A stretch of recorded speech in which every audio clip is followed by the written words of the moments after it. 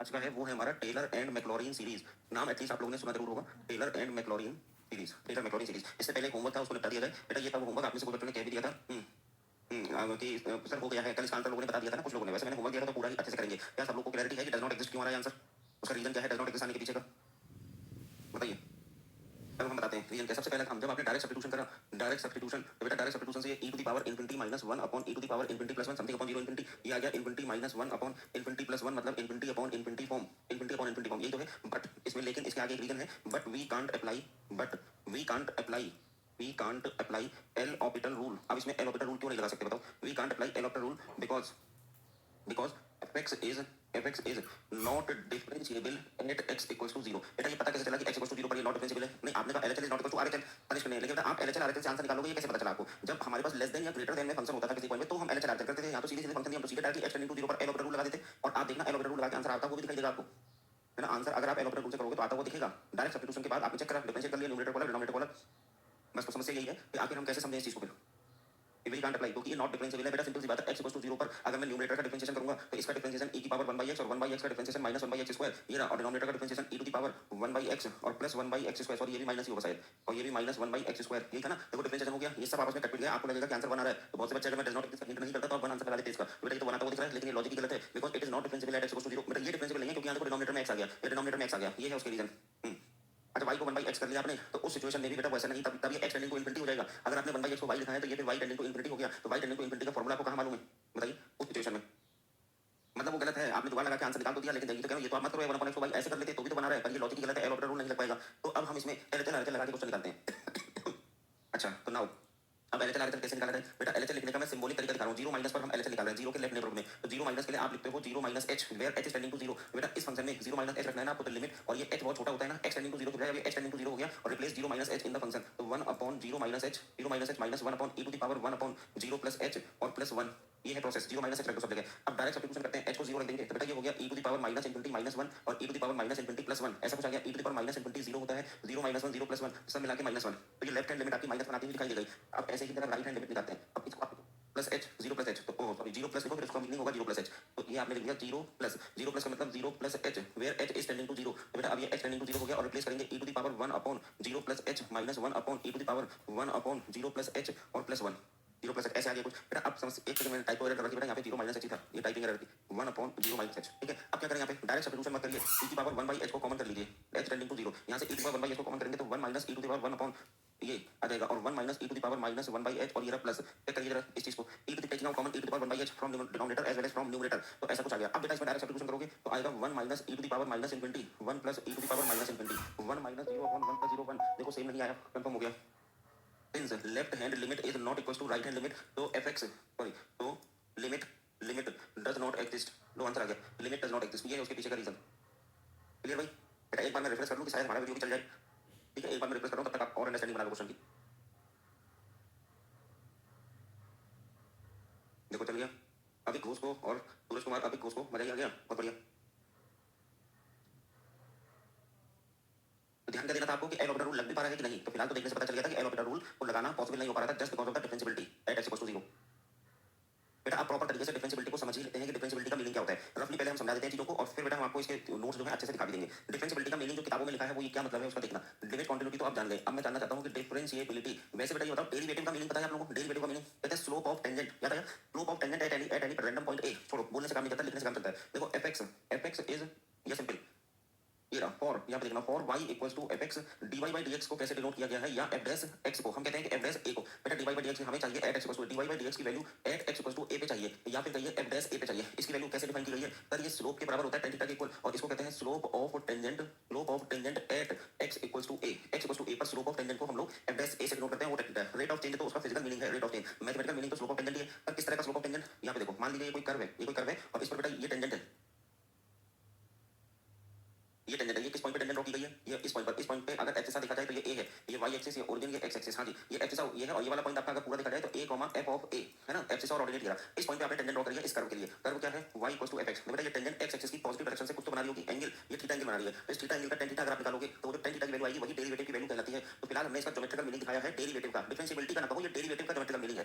देखो एक सेकंड है, इसको डिफरेंशिएबिलिटी ना लिखो, इसको लिखें मीनिंग ऑफ डेरिवेटिव फिलहाल।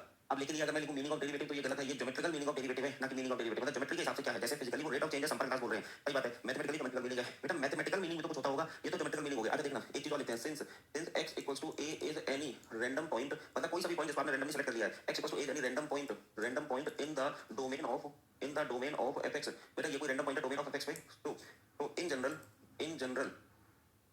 f dash x equals to क्या होना चाहिए, f dash x in general f dash x equals to tan theta, f dash x equals to tan theta at any random point. आपके पास point कौन सा हो गया बता सकते हो, eight any random point x। इसी रैंडम पॉइंट x पर अगर हम स्लोप ऑफ टेंजेंट बोले तो उसको आप f डैश x बोलोगे, बस ज्योमेट्री के हिसाब से उस x को आप लोकेट करिएगा xy प्लेन पर और वहां देख लीजिएगा स्लोप ऑफ टेंजेंट क्या है।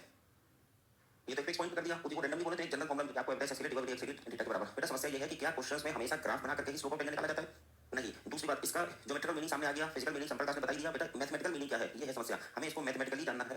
मैथमेटिकल डेफिनेशन ऑफ डिफरेंशिएबिलिटी या फिर डेरिवेटिव का mathematical meaning of differentiability, mathematical meaning of differentiability. इसका देखने की कोशिश करते हैं। देखो कहते हैं fx is said to be, कोई फंक्शन है, इस लैंग्वेज को देखते जाइएगा कैसे लिखा है, fx is said to be differentiable, fx is said to be differentiable at x equals to a। कोई एक पॉइंट पर डिफरेंशिएबल है इफ कह रहे हैं limit x tending to a fx minus fa upon x minus a, if limit fx minus fa upon x minus a exist. बस ये है फंक्शन डिफरेंशिएबल कहलाएगा किसी point x equals to a पर। देखो चंदन आजा को पता भी था, if this limit exist and value of this limit is called derivative. वैसे ये सब लिखना नहीं चाहिए बेटा, ये ऑलरेडी समझा देना, चलो पहली बार लिख दिया, अगली बार समझाएंगे directly. Value of this limit is called derivative of fx at x equal to a and it is denoted as f dash a, that is we have f dash a equals to, बेटा finally जो f dash a आया वो देखो किसके बराबर आ गया, limit x tending to a fx minus fa upon x minus a, इसके इक्वल आ गया ये फाइनली। तो मतलब किताबों में इसकी जो मैथमेटिकल डेफिनेशन ये लिखी हुई है, हालांकि इतना डिटेल में नहीं लिखी जैसा हमने लिख दिया। फिर कहते हैं fx is said to be differentiable at x equals to a if, और इफ के बाद बेटा ये बीच की कोई बात नहीं लिखते, सीधे कर देते हैं ये बराबर ये f डैश a बराबर दिस वन। अब कैसे समझे कि ये हमारा स्लोप ऑफ टेंजेंट के इक्वल है, ये तो बहुत गंदा सा एक्सप्रेशन लिख दिया उन्होंने। अब देखो इसको ऐसे समझ सकते हैं बेटा, slope equation of line passing through the point x1 y1 and x2 y2 आपको पता है, y minus y1 equals to y2 minus y1 upon x2 minus x1 into x minus x1। लेकिन यही मैं कहूं slope of straight line passing through the point x1 y1 and x2 y2, sir y2 minus y1 upon x2 minus x1 9th class में पढ़ते थे हम लोग, y2 minus y1 upon x2 minus x1। बेटा वही तो लिखा हुआ है y2 minus y1 upon x2 minus x1। देखो f के फॉर्म में कोई चीज है तो वो y1 y2 की वैल्यूज है, तो ये y2 है, ये y1 है, ये x2 है, ये x1 है। तो देखो ये वही स्लोप ऑफ टेंजेंट जैसा ही कुछ दिख रहा है। तो ये जो आपने ज्योमेट्री से स्लोप ऑफ टेंजेंट सोचा था वो देखो मैथमेटिकली भी वही चीज लिखी हुई है।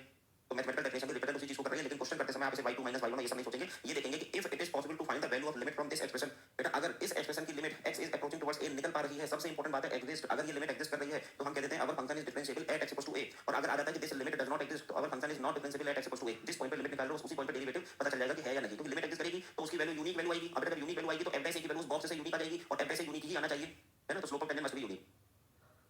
बढ़िया आगे बताइएगा, इसको और डिटेल में समझेंगे। बेटा आप जरा इसमें पहले से लिखी हुई बातें दिखाएं आपको, है ना, तो क्या होगा, थोड़ा जल्दी जल्दी चीजें हो जाएंगी। पहले से लिखी हुई बातें देखिएगा। सबसे पहले तो स्लोप ऑफ टेंजेंट से रिलेटेड अब तो मैंने लिख ही दिया, फिलहाल सब कुछ लीजिए यहाँ पे देखिए। जैसे ये तो ज्योमेट्रिकल मीनिंग में यही चीज मैंने भी समझाई थी, at x equals to slope of tangent f dash a, at x equals to slope of tangent f dash b है। तो रैंडम पॉइंट पे स्लोप ऑफ टेंजेंट देखो f डैश x हो गया, a पॉइंट पे f डैश a है, b point पे f dash b है, c पॉइंट पे f डैश c है, तो general point random point x पे f डैश x। और बाकी वो जो ये था, ये देखो ये जो f डैश a है यही आता है y2 minus y1 upon x2 minus x1। ये ग्राफ छोड़ो, ये तो मैंने बनाई दिया, इसको डिलीट करते हैं, ये किसी काम का नहीं है। हां ज्योमेट्रिकल मीनिंग में अभी जो मैंने आपको y2 माइनस y1 करके समझाया था उसको देखो।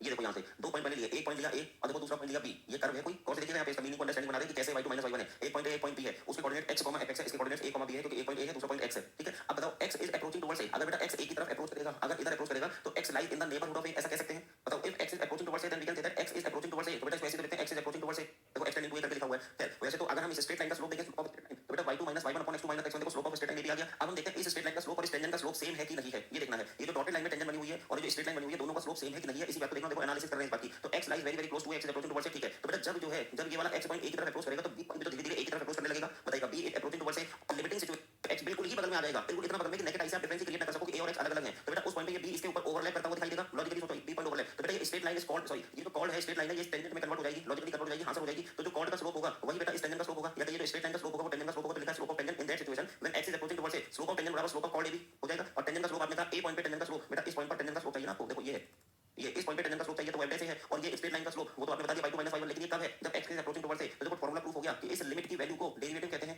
देखो प्रूफ हो गया एनालिसिस के साथ अच्छे से, तो बात आगे से इतना एनालिसिस करनी होती है, सीधे याद रखते हैं कि whenever it is possible to find the value of limit from this expression, वो जो राइट हैंड साइड में लिखा है, we will say that our function is differentiable, otherwise not differentiable. Clear हो गया ना सब कुछ। तो मैं आगे बढ़ूं, इसी बात को लिखता तो समय लगता, तो चलो अच्छा रहा ये लिखी हुई बात पहले से मिल गई।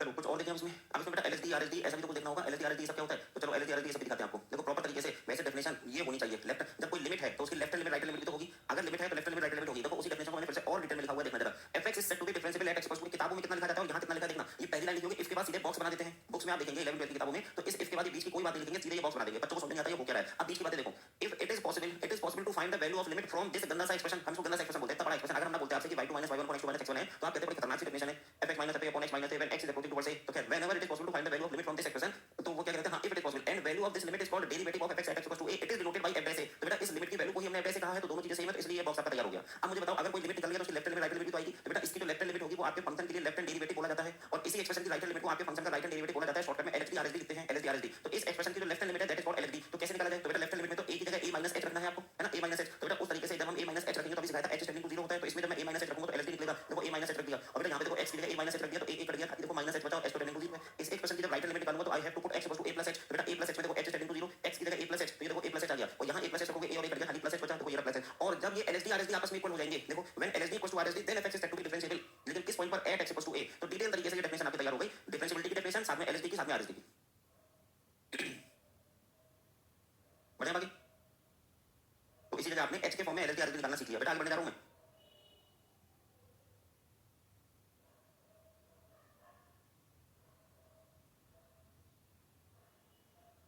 चलो कंक्लूजन, जो कंक्लूजन ना समझ में आए बताना, जो कंक्लूजन समझ में आए वो बताना, हम बोलते रहते हैं एक एक करके। सामने देखो कंक्लूजन करके लिखा हुआ है। पहले तो डेफिनेशन थी कि लिमिट एग्जिस्ट कर जाएगी, वो इसके बराबर होगा, स्लोप ऑफ टेंजेंट होगा। अब देखो एलएचडी आरएचडी को दूसरे तरीके से भी, ये तरीका तो अभी आपने देखा a - h और a + h वाला, इसको आप ऐसे भी कर सकते हैं। एलएचडी मतलब इसी एक्सप्रेशन में a की जगह a- देखो नेबरहुड में a- लिखा है, इसी एक्सप्रेशन में a+ देखो ये a+ लिखा है। यहां देखो एक काम करो, हटाओ कंक्लूजन में ज्यादा कुछ है नहीं, तो वही चीज आ गई। मैं कंक्लूजन खुद ही लिख देता हूं, कंक्लूजन में लिख देता हूं, इसको हटाओ।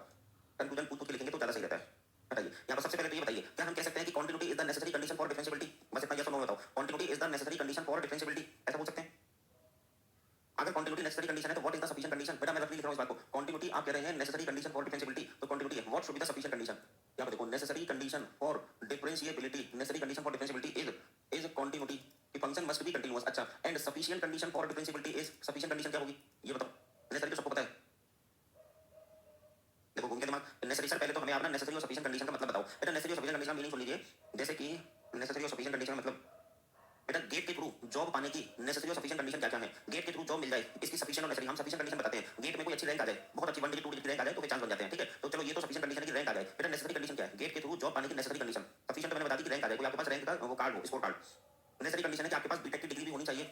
गेट देना नेसेसरी है ना बेटा, वो तो कार्ड स्कोर कार्ड आया तो दिया होगा आपने। बीटेक की डिग्री वो है नेसेसरी कंडीशन। हाँ, अगर आपकी गेट में रैंक बना जाए और आपने बीटेक किया ही नहीं है, बीएससी कर बैठे हो, तो बेटा वो इंजीनियरिंग वाली जॉब आपको नहीं मिलेगी, कोई और दूसरी जॉब मिल सकती है। तो बीटेक की डिग्री भी होनी चाहिए, तो बीटेक की डिग्री होना नेसेसरी कंडीशन है। इससे कंफर्मेशन नहीं होता कि आपको जॉब दे दी जाएगी। उसके बाद सफिशिएंट ये कि आप रैंक भी लाके दिखाइए। जब दोनों चीजें मैच कर जाती हैं तब जाकर के आपको मतलब आगे जॉब दी जाती है, ठीक है। तो ये है मतलब कहने का। तो उसी तरीके से नेसेसरी कंडीशन से श्योरिटी नहीं होती कि डिफरेंशिएबल होगा कि नहीं होगा, लेकिन अगर नेसेसरी कंडीशन गड़बड़ कर रही है तो फिर 100% काम नहीं हो सकता आगे। तो क्या तो बेटा सफिशिएंट कंडीशन हम बता देते हैं क्या। सफिशिएंट कंडीशन ये है कि limit x tending to a fx - fa upon x - a exist. ये है सफिशिएंट कंडीशन कि लिमिट एग्जिस्ट भी करनी चाहिए। ये अल्टीमेटली सफिशिएंट हो गया। जैसे कोई मान लो ग्रेजुएशन फर्स्ट ईयर का बच्चा है या ग्रेजुएशन सेकंड ईयर का बच्चा है, मान लो बेटा ग्रेजुएशन सेकंड ईयर का है और उसने सिविल सर्विसेज का एग्जाम देकर के रैंक 1 ले आया, मान लो यूपीएससी में रैंक 1 आ गई उसकी, तो क्या उसको डीएम बना दिया जाएगा? बताइए, रैंक ले आया वो, टॉप कर गया पूरे देश में, और लेकिन ग्रेजुएशन सेकंड ईयर का स्टूडेंट है नहीं, क्योंकि कहा जाएगा कि आपने नेसेसरी कंडीशन फुलफिल नहीं कर रखी है। बुद्धि होने से भी अच्छी बात है, बुद्धि है, लेकिन ये सफिशिएंट नहीं है। आप जो नेसेसरी रिक्वायरमेंट्स है पहले वो भी फुलफिल करिए, तभी तो आप स्टूडेंट ही हैं। आपको कैसे डीएम बना दिया जाए? आप मैच्योरिटी नहीं अभी, तो समय के साथ मैच्योरिटी भी आती है ना। तो इसलिए ये है नेसेसरी कंडीशन का खेल। तो क्या ये लिमिट एग्जिस्ट करनी चाहिए, ठीक है। एक नोट हो गया, देखो इसको सिस्टम से भी लिखा हुआ है आगे, पहले ऐसे समझ लेते हैं। अच्छा अब मुझे बताइए डिफरेंशिएबिलिटी कौन सी बात ट्रू है? Implies continuity, differentiability implies continuity और कॉन्टिन्यूटी इंप्लाइज डिफरेंशिएबिलिटी, दोनों में से कौन सा ट्रू है? Both true, both false, first true, second false, second true, first false. अब ये बताओ डिफरेंशिएबिलिटी से कंटिन्यूटी कंफर्म होती है कि कंटिन्यूटी से डिफरेंशिएबिलिटी? ट्रू स्टेटमेंट बताना, ट्रू। चलो हम बता देते हैं, ये बेटा ट्रू स्टेटमेंट है और ये फॉल्स स्टेटमेंट है। मतलब कि जरूरी नहीं है कंटिन्यूटी तो केवल और केवल नेसेसरी कंडीशन है, तो कंटिन्यूटी के बाद सफिशिएंट कंडीशन होनी चाहिए तब डिफरेंशिएबल होगा। तो कंटिन्यूटी डजंट इंप्लाई डिफरेंशिएबिलिटी 100%, मतलब 100% सिचुएशन में ऐसा नहीं हो सकता। लेकिन अगर डिफरेंशिएबल है तो कंफर्म, मान लो कोई डीएम बनी गया, तो हम मान लीजिए कि उसने रैंक भी लाया और उसने ग्रेजुएशन भी कर रखा होगा, तो वो डीएम की पोस्ट को दी गई है, तो डिफरेंशिएबिलिटी इंप्लाइज कंटिन्यूटी, ठीक है। अगली बात है बेटा लिमिट एग्जिस्ट करने का मतलब ये वाली चीज यूनिक आनी चाहिए ना। लिमिट एग्जिस्ट करने वाला यूनिक, लिमिट यूनिक आनी चाहिए। स्लोप ऑफ टेंजेंट यूनिक होना चाहिए। तो स्लोप ऑफ टेंजेंट यूनिक कब होगा मुझे बताओ? At sharp points, at sharp points fx is said to be, कैसा कहलाएगा? Said to be, fx is said to be, हां जी शार्प पॉइंट पर। मान लीजिए कोई फंक्शन है, ऐसा कोई ग्राफ था हमारे पास, ठीक है। ये x है, ये y है, ये ओरिजिन है, और ये y इक्वल्स टू fx का कोई ग्राफ है, और इसका शार्प पॉइंट हमने यहां दिखा दिया, this is the sharp point. मान लीजिए ये पॉइंट है अल्फा, अल्फा नाम के पॉइंट पर ये शार्प पॉइंट है। तो इस पॉइंट पर क्या यूनिक टेंजेंट ड्रॉ हो सकती है? नहीं हो सकती यूनिक टेंजेंट। बेटा कोई इसमें टेंजेंट ऐसे ड्रॉ कर देगा, कोई दूसरा इंसान कहेगा हमको वो अच्छा लगता है, हम तो टेंजेंट इस तरह से ड्रॉ कर लेंगे, कोई तीसरा कहेगा हम ये वाली टेंजेंट ड्रॉ कर लेंगे। How many tangents are there? Sir infinite tangents are there. तो जब इनफाइनाइट टेंजेंट्स आर देयर है तो स्लोप इज नॉट यूनिक, तो function is not differentiable. Slope unique नहीं होगा, स्लोप यूनिक नहीं होगा because unique tangent does not exist at sharp point fx is said to be non-differentiable because unique tangent does not exist, it has infinite tangent। हाँ जी हाँ, किसी में सही कहा, because unique tangent, जब unique tangent ही नहीं है तो unique slope कहाँ से आएगा? unique tangent does not exist, and hence the slope will not be unique. बढ़िया है। चलो तो ये सब कंक्लूजन जरा सिस्टमैटिक लैंग्वेज में लिखे हैं कि नहीं हमारे पास, इनको देखते हैं। सिस्टमैटिक तरीके से भी होनी चाहिए। देखो पहला है कंटिन्यूटी, ऐसे आता है question, continuity is the necessary condition for differentiability but it is not a sufficient condition. तो सफिशिएंट कंडीशन है क्या? देखो necessary condition is continuity and sufficient condition is this limit must exist. अभी नोट भी बन गए, this limit must exist. Continuity में सही से ये बना दो। हां जी बेटा, ये जो मैंने टी को कट किया है ना, इसमें मुझे एक बात याद आ गई। ये जो टी पे कट नहीं किया था, इसमें बात याद आ गई। हमारे फर्स्ट प्रेसिडेंट कौन थे? डॉक्टर राजेंद्र प्रसाद जी, है ना। वो अपने समय में जब आजाद नहीं हुआ था देश हमारा, तो सिविल सर्विसेज भी क्रैक करा था उन्होंने, यूपीएससी सेलेक्टेड थे वो। तो क्या फर्स्ट प्रेसिडेंट थे डॉक्टर राजेंद्र प्रसाद जी। तो बेटा आपको पता है उनके सिविल सर्विसेज के एग्जाम में जो इंग्लिश लिटरेचर में 100 में 99 मार्क्स आए थे। लिटरेचर में, इंग्लिश लिटरेचर के पेपर में, जबकि अंग्रेजी ने कॉपी चेक करी, मैथ में अगर 99 मार्क्स आ रहे हैं तो समझ में आता है बेटा लैंग्वेज और लिटरेचर में कैसे 99 आ सकते हैं। वो तो सब्जेक्टिव आंसर्स होते हैं, उसमें ऑब्जेक्टिव आंसर्स होते नहीं। तो सब्जेक्टिव में आंसर तो 70 20 को बढ़ाते ही नहीं मार्क्स, 99 आए। और उसमें ना जो अंग्रेजी कॉपी चेक कर रहा था उसने लिखा क्या? 99 मार्क्स है। उन्होंने लिखा examinee is better than examiner but cut the T and dot the I co dot लगाओ, टी पे कट करो। मतलब वो कट करना भूल गया, आई पे डॉट लगाना भूल गया, तो एक नंबर काट लिया। और लेकिन लिखा है कि examinee is better than examiner. मतलब कितना ग्रेट हो रहे होंगे सोचिए। लिटरेचर जैसे सब्जेक्ट में 99 मार्क्स पाए और एक नंबर भी कटा किस चीज का। बात ऐसी याद आ गई, इसलिए शेयर कर दिया आपसे। वो अचानक से देखा कि वहां टीम को पे कट नहीं लगा है। वापस आओ, सफिशिएंट कंडीशन ये रही बेटा। देखो differentiability implies continuity true, continuity implies differentiability false. आगे ये calculate sharp point f x is to non differentiable, non differentiability not possible. अच्छा वो सब चीजें हो गई बेटा। देखो सब क्लैरिटी आ गई, सारे पॉइंट सिस्टमैटिक तरीके से मिल गए आपको। देखो मेरी चाय भी आ गई, धन्यवाद। तो सुबह चाय आ जाए तो मजा ही आ जाता है ना। चलो तो वो जो हम रफली लिख रहे थे वो फेयर पॉइंट वैसे भी सामने है बेटा। क्या आपको ना एलएसडी आरएसडी निकालने का शॉर्टकट चाहिए? बताइए। एलएसडी आरएसडी निकालने में थोड़ा सा मामला बिगड़ सकता है कहीं ना कहीं। देखो एलएसडी आरएसडी निकालना अपने आप में टफ काम है। ये देखिए, ये एलएसडी यहाँ से निकालो, आरएसडी यहाँ से निकालो, मुश्किल होगा। तो क्या एलएसडी निकालने का शॉर्टकट चाहिए? कह रहे हैं हाँ ये शॉर्टकट चाहिए। तो लीजिए शॉर्टकट आने जा रहा है, एलएसडी आरएसडी का शॉर्टकट। ये लो, उसके बारे में बात कर लेंगे। ये देखो ये लिखा है सामने शॉर्टकट क्या है। शॉर्टकट देखो पहले तो हेडिंग पढ़ो क्या है। Shortcut method of finding LSD and RSD of FX. बहुत आसान तरीके से देखो। लेफ्ट हैंड लिमिट किसे कहते थे आप? लेफ्ट हैंड लिमिट बेटा फंक्शन की ए पर left hand limit x tending to a minus पे कैलकुलेट कर लेते थे। a minus stand for a minus h और a माइनस h लगा के करते थे हमने। This is called LHL. ऐसे ही left and right hand limit ये वाली करते थे x tending to a plus of fx। ये तो एलएचएल आरएचएल फंक्शन के लिए। लेकिन इसी फंक्शन का अगर आपको एलएचडी आरएचडी चाहिए तो देखो सिमिलरली करके लिखा है LHD of fx। LHD of fx का मतलब left hand limit of f x। बेटा अगर fx की लेफ्ट हैंड लिमिट निकालोगे तो वो एलएचएल कहलाएगा, लेकिन f की लेफ्ट हैंड लिमिट निकालोगे तो वो एलएचडी कहलाएगा। क्या कह रहे हैं? LHL of f। यहां आप fx की लेफ्ट हैंड लिमिट निकाल रहे हो और यहां आप f की लेफ्ट हैंड लिमिट निकाल रहे हो। उसको सिंबॉलिक फॉर्म में देखो a माइनस निकाल, लेकिन f की यहां पे सिंपल fx की लेफ्ट हैंड लिमिट या f की लेफ्ट हैंड लिमिट, उसको एलएचडी कहते हैं। इसी तरीके से right hand limit right on derivative of fx, RHD of fx क्या है? Simple RHL of f। जब आरएचएल ऑफ fx निकाला तो उसको सिंपल आरएचएल बोला गया, लेकिन आरएचएल ऑफ f निकाला तो उसे हम आरएचडी बोलेंगे। लेकिन आरएचडी किसका बेटा? fx का, fx का आरएचडी और सिंबॉलिक फॉर्म में सामने लिखा हुआ है x tending to a plus. तो this is the shortcut method of finding the LHD and RHD for any function. Directly आ जाता है। अभी क्वेश्चन में करके दिखाते हैं इस चीज को। बढ़िया बाकी चलो ये बताओ तो at x = 0 f x = mod x is f x = mod x कैसा है? इसका तो ग्राफ भी पता है हम लोग को। तो बेटा ग्राफ से बता दो। मेथड 1 बेटा सिंपल इसका ग्राफ तरह मालूम है तो देखें तो मेथड 1 से ग्राफ बना करके ओरिजिन आदि ग्राफ बना के अगर देखेंगे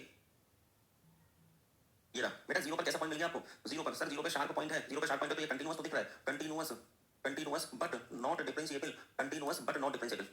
लेकिन अगर ग्राफ नहीं होता तो कैसे करते? समस्या तो ये है कि ग्राफ नहीं पता होता तो कैसे करते? ये तो बहुत हल्का क्वेश्चन था ना कि हमें ग्राफ पता था इसलिए हम लोगों ने कर दिया। ग्राफ नहीं पता होता तो कैसे होता? देखो हम बताते हैं कैसे हो सकता था। इसको मेथड 2 में डालते हैं। मेथड 2 चलो येलो मार्कर से देखो करेंगे क्या। fx की वैल्यू mod x है तो आपने लिखा x is less than 0, x is greater than equal to 0, minus x और प्लस x। ठीक है बेटा, यहीं पर फोर्सफुली आप इसका f x निकाल लो। देखो डायरेक्टली f x वो मैं भी निकाल दूं बेटा। इस पोजीशन पे जरा बताओ तो लेफ्ट हैंड लिमिट क्या होगा? प्रॉब्लम रेटिंग पॉइंट क्या है? कल से सिखा रहे थे सर प्रॉब्लम रेटिंग पॉइंट 0 है तो लेफ्ट हैंड लिमिट 0 पे यहां पे रख करके देखो सर 0 आ जाएगा। राइट हैंड लिमिट बताइए, राइट हैंड लिमिट सर 0 पर यहां से वैल्यू उठा के इसमें रख दो 0, डायरेक्ट सब्स्टिट्यूशन और एग्जैक्ट वैल्यू f0 वो भी यहीं से रख दो 0। तो यहां पे कंफर्म हो गया that is continuous at x = 0। बेटा कंटीन्यूटी तो समझ में आ गई। अब हम डिफरेंशिएबिलिटी चेक करना चाहते हैं तो फोर्सफुली आप f निकालो। सर प्लीज ये वॉयलेट कलर को अवॉइड कीजिएगा, ठीक से विजिबल नहीं होता। हाँ बिल्कुल सही कहा आपने, ये वॉयलेट नहीं है बेटा, ये आई थिंक ये पिंक जैसा कुछ है। वॉयलेट तो बैंगनी कलर होता है ना, मुझे शायद ऐसा लगता है बैंगनी कलर होता है वो। बेटा ये तो पिंक जैसा कुछ है। हाँ वॉयलेट तो पिंक और वॉयलेट के बीच का कुछ है, ये दोनों में कुछ भी नहीं है इसलिए नहीं दिख रहा। अभी बहुत बेटा आपकी बात हम एक्सेप्ट कर लेंगे ठीक है, लेकिन आप भी मेरे को एक बात ईमानदारी से बताना, मोबाइल में देख रहे हो ना तो मैंने बताइए सर मुझे तो ब्लू दिख रहा है। पहले ज्यादा बेटा कलर ब्लाइंडनेस तो नहीं हो गई है? ब्लू दिख रहा है, जल्दी आज क्लास के बाद जाओ डॉक्टर के पास तो देखो डॉक्टर साहब मुझे ब्लू मुझे बेटा कलर ब्लाइंडनेस तो नहीं है। हाँ देखो अभी कोच ने बता दिया कि हाँ सर मोबाइल में देख रहे हैं। लो तृप्ति सिंह मेजेंटा पिंक, क्या बात है। देखो बॉयज और गर्ल्स में डिफरेंस समझ आया आप लोगों को? जल्दी बताओ। तनिष्क और अभी घोष के मैसेज देखो, तृप्ति सिंह का देखो। हम लोग देखो जान ही नहीं पा रहे थे कि ये कौन सा कलर है। कोई हम लोग कभी पिंक कह रहे हैं, कभी कह रहे हैं कौन सा है वॉयलेट है, वॉयलेट और पिंक के बीच का है, बॉयज इस तरह की बातें कर रहे हैं। और वो देखो तृप्ति सिंह मेजेंटा ब्लैक, कौन सा पता? Magenta pink. मतलब कलर में भी सेपरेशन उन लोगों को पता होता है। वाह सही है बेटा। ये लोगों को क्यों पता होता है जानते हो? हम भी अपने घर में देखते हैं, हमारी सिस्टर मम्मी कह रहा है वो उनकी ड्रेसिंग टेबल होती है ना उसमें नेल पेंट रखे हुए हैं, 6 नेल पेंट है। हमको सबके कलर कैसे दिखते हैं? सबके कैसे कलर दिखते हैं नेल पेंट के? और वो कहती है नहीं ये वाला है, ये वो है, ये वो है, वो है, मतलब रेड में पता नहीं कौन कौन से कलर। तो वही बच्ची ने बताया मेजेंटा पिंक। वाह सही बात है बेटा, यही डिफरेंस है बॉयज और गर्ल्स में।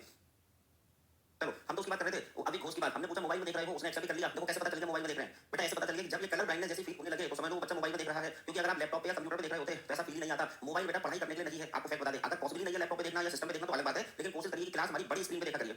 मोबाइल पे डिस्ट्रैक्शन होता ही होता है, अचानक से व्हाट्सएप मैसेज आ जाता है, अचानक से कॉल आ जाती है, तो बेटा वो सब अवॉइड करिए। टैबलेट में देख लीजिए, लैपटॉप में देख लीजिए, वो सब तो ठीक है। मोबाइल पे अवॉइड करिए अगर पॉसिबल है तो। और आजकल तो टैबलेट भी बहुत सस्ते आ गए हैं, खाली क्लास देखने भर का टैबलेट आपको मिल सकता है कहीं से भी। तुम तुम्हारे मैं तो भूल गया वॉयलेट कलर कैसा दिखता है बेटा, इसीलिए तो तुम बॉय हो। अगर तुम गर्ल होते तो फिर थोड़ी भूलते, अब तो तुम्हें सेपरेशन भी पता होता कि कलर में भी कौन सा कलर।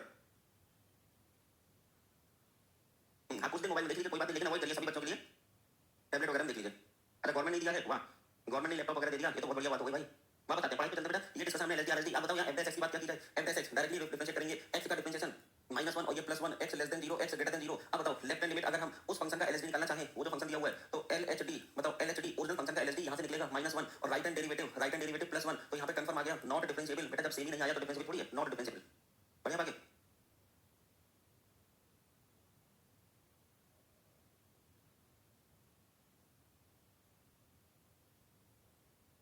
चलो बेटा, ये तो आपने सिंपल बात है। अभी थोड़ा टेढ़े क्वेश्चन करने हैं हमको। आप मुझे पहले ये बताओ कि अगर हम डेरिवेटिव ऑफ mod x निकालना चाहें तो कैसे निकले? What is the derivative of mod x? हम किसी पॉइंट पे नहीं कह रहे कि x 0 पे निकालो या किसी और पॉइंट पे निकालो, mod x का डेरिवेटिव कैसे निकालोगे, डिफरेंशिएट कैसे करोगे mod x को? आप लोगों ने 18 मिनट का वीडियो देख लिया हमारा डेमो लेक्चर 18 मिनट वाला, उसमें ये करा रखा था। देखो सिंपल dy/dx निकालना है, dy/dx मतलब d/dx ऑफ mod x। अब बताओ क्या करो? d/dx ऑफ mod x को सिखाया था square root of x square, mod x equal to square root of x square. इसको डिफरेंशिएट करोगे 1/2 square root of x square और d/dx ऑफ चेन रूल से x स्क्वायर। बेटा ये 2x upon 2 times square root of x square, तो ये x upon mod x हुआ। बेटा 2 करके square root of x square is known as mod x, तो x अपॉन mod x ऐसा कुछ आ गया ना। डिफरेंशिएबिलिटी का क्वेश्चन कंप्लीट क्या कहते हैं सर? डिफरेंशिएबिलिटी का क्वेश्चन कंप्लीटेड आता है। ये कंप्लीटेड क्या होता है पहले सही से लिखो x। अच्छा अब इसके आगे x अपॉन mod x। बेटा इसको और भी देख लेते हैं। दैट इज अगर मैं कंफर्मेशन देखूं d/dx ऑफ mod x, आपने कहा x अपॉन mod x, इसको एक और तरीके से लिख सकते हैं x mod x upon mod x का स्क्वायर। तो बेटा x और ये है mod x अपॉन, अब अगर mod x स्क्वायर लिखो या x स्क्वायर लिखो कोई फर्क तो पड़ेगा नहीं, ये भी ठीक है। अब बेटा दोनों जगह से x अगर मैं कैंसिल आउट कर दूं तो mod x अपॉन x, और मैंने कैंसिल करा है तो मुझे लिखना पड़ेगा x is not equal to 0। तो डेरिवेटिव ऑफ mod x आपको ये पता चल गया mod x अपॉन x या x अपॉन mod x दोनों ही अपनी जगह सही है। अच्छा इसको थोड़ा और एलेबोरेट कर देते हैं, इसके बाद और भी ज्यादा एलेबोरेशन। तो बेटा यहाँ पे देखो x इज लेस देन 0 पर वैल्यू -1, x इक्वल्स टू 0 पर वैल्यू डज नॉट एग्जिस्ट। अभी आपने कहा x इक्वल्स टू 0 पर डिफरेंशिएबल नहीं है, और x इज ग्रेटर देन 0 पर +1, ग्रेटर देन 0 पर +1। चंदन आजा तुमसे बेटा स्पेलिंग मिस्टेक कितनी हो रही है? पहले करो डिफरेंशिएबिलिटी का क्वेश्चन कंप्लीटेड आता है, फिर करो टफ, और टफ को भी पता नहीं क्या लिख दिया आपने, TOUGH और टी लगा दिया एक और। पहले सही स्पेलिंग लिखो भाई, हम तभी समझ पाएंगे। तुम टफ लिखना चाह रहे हो कि टाइट लिखना चाह रहे हो? तो बेटा ये भी तो डेरिवेटिव। अब मुझे यहाँ पर इसको देख करके एक एनालिसिस छोटी छोटी करनी है। ये बताओ d/dx of mod x at x equals to 0, d/dx of mod x at x equals to 0 does not exist. बेटा यहाँ पर भी दिख रहा है, देखो LHD RHD दिखा ना, LHD की वैल्यू -1 RHD की वैल्यू +1, तो 0 पर नॉन डिफरेंशिएबल को तो ठीक है। अब मुझे बताइएगा d/dx of mod x at x equals to 5, ये क्या होगा? फिर मैं पूछना चाह रहा हूँ d/dx of mod x at x equals to -3, ये क्या होगा? और फिर मैं पूछना चाह रहा हूँ d/dx of mod x at x equals to -5, ये क्या होगा? देखो x इक्वल्स टू 5 पर वैल्यू +1, x इक्वल्स टू -3 पर वैल्यू -1 और -5 पर भी -1, लेस देन 0 पर हमेशा। हाँ विदाउट टी सर, टफ बोलना चाह रहे थे आप, बिल्कुल ठीक है। अभी हम करा देंगे वो टफ क्वेश्चंस भी, जो आपको लगते हैं कि टफ आएगा कि नहीं आएगा।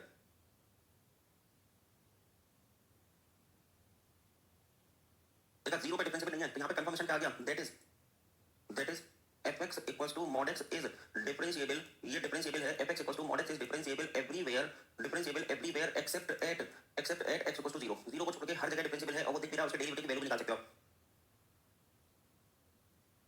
दीक्षा मिश्रा बेटा यहाँ देखो, जब आप x इक्वल्स टू 0 रखोगे 0/0 हो जाएगा, तो वैल्यू कहां निकली? यहाँ पे सिंपल से भैया x इक्वल्स टू 0 पर मुझे डेरिवेटिव चाहिए, d/dx ऑफ mod x मुझे चाहिए x इक्वल्स टू 0 पर, तो आप लोगों पे LHD -1 है, RHD +1 है, इसका मतलब वैल्यू क्या है? चलो अच्छा देखो, दीक्षा मिश्रा ने एक बात बोली है, उनका जवाब यहाँ देने की कोशिश करते हैं। इधर देखिएगा, इसको हटाओ, इस लाइन को, नहीं इस लाइन को हटाओ, यहाँ मुझे जगह चाहिए ना, तो जगह कैसे मिलेगी? जगह कैसे मिलेगी? क्या करूं?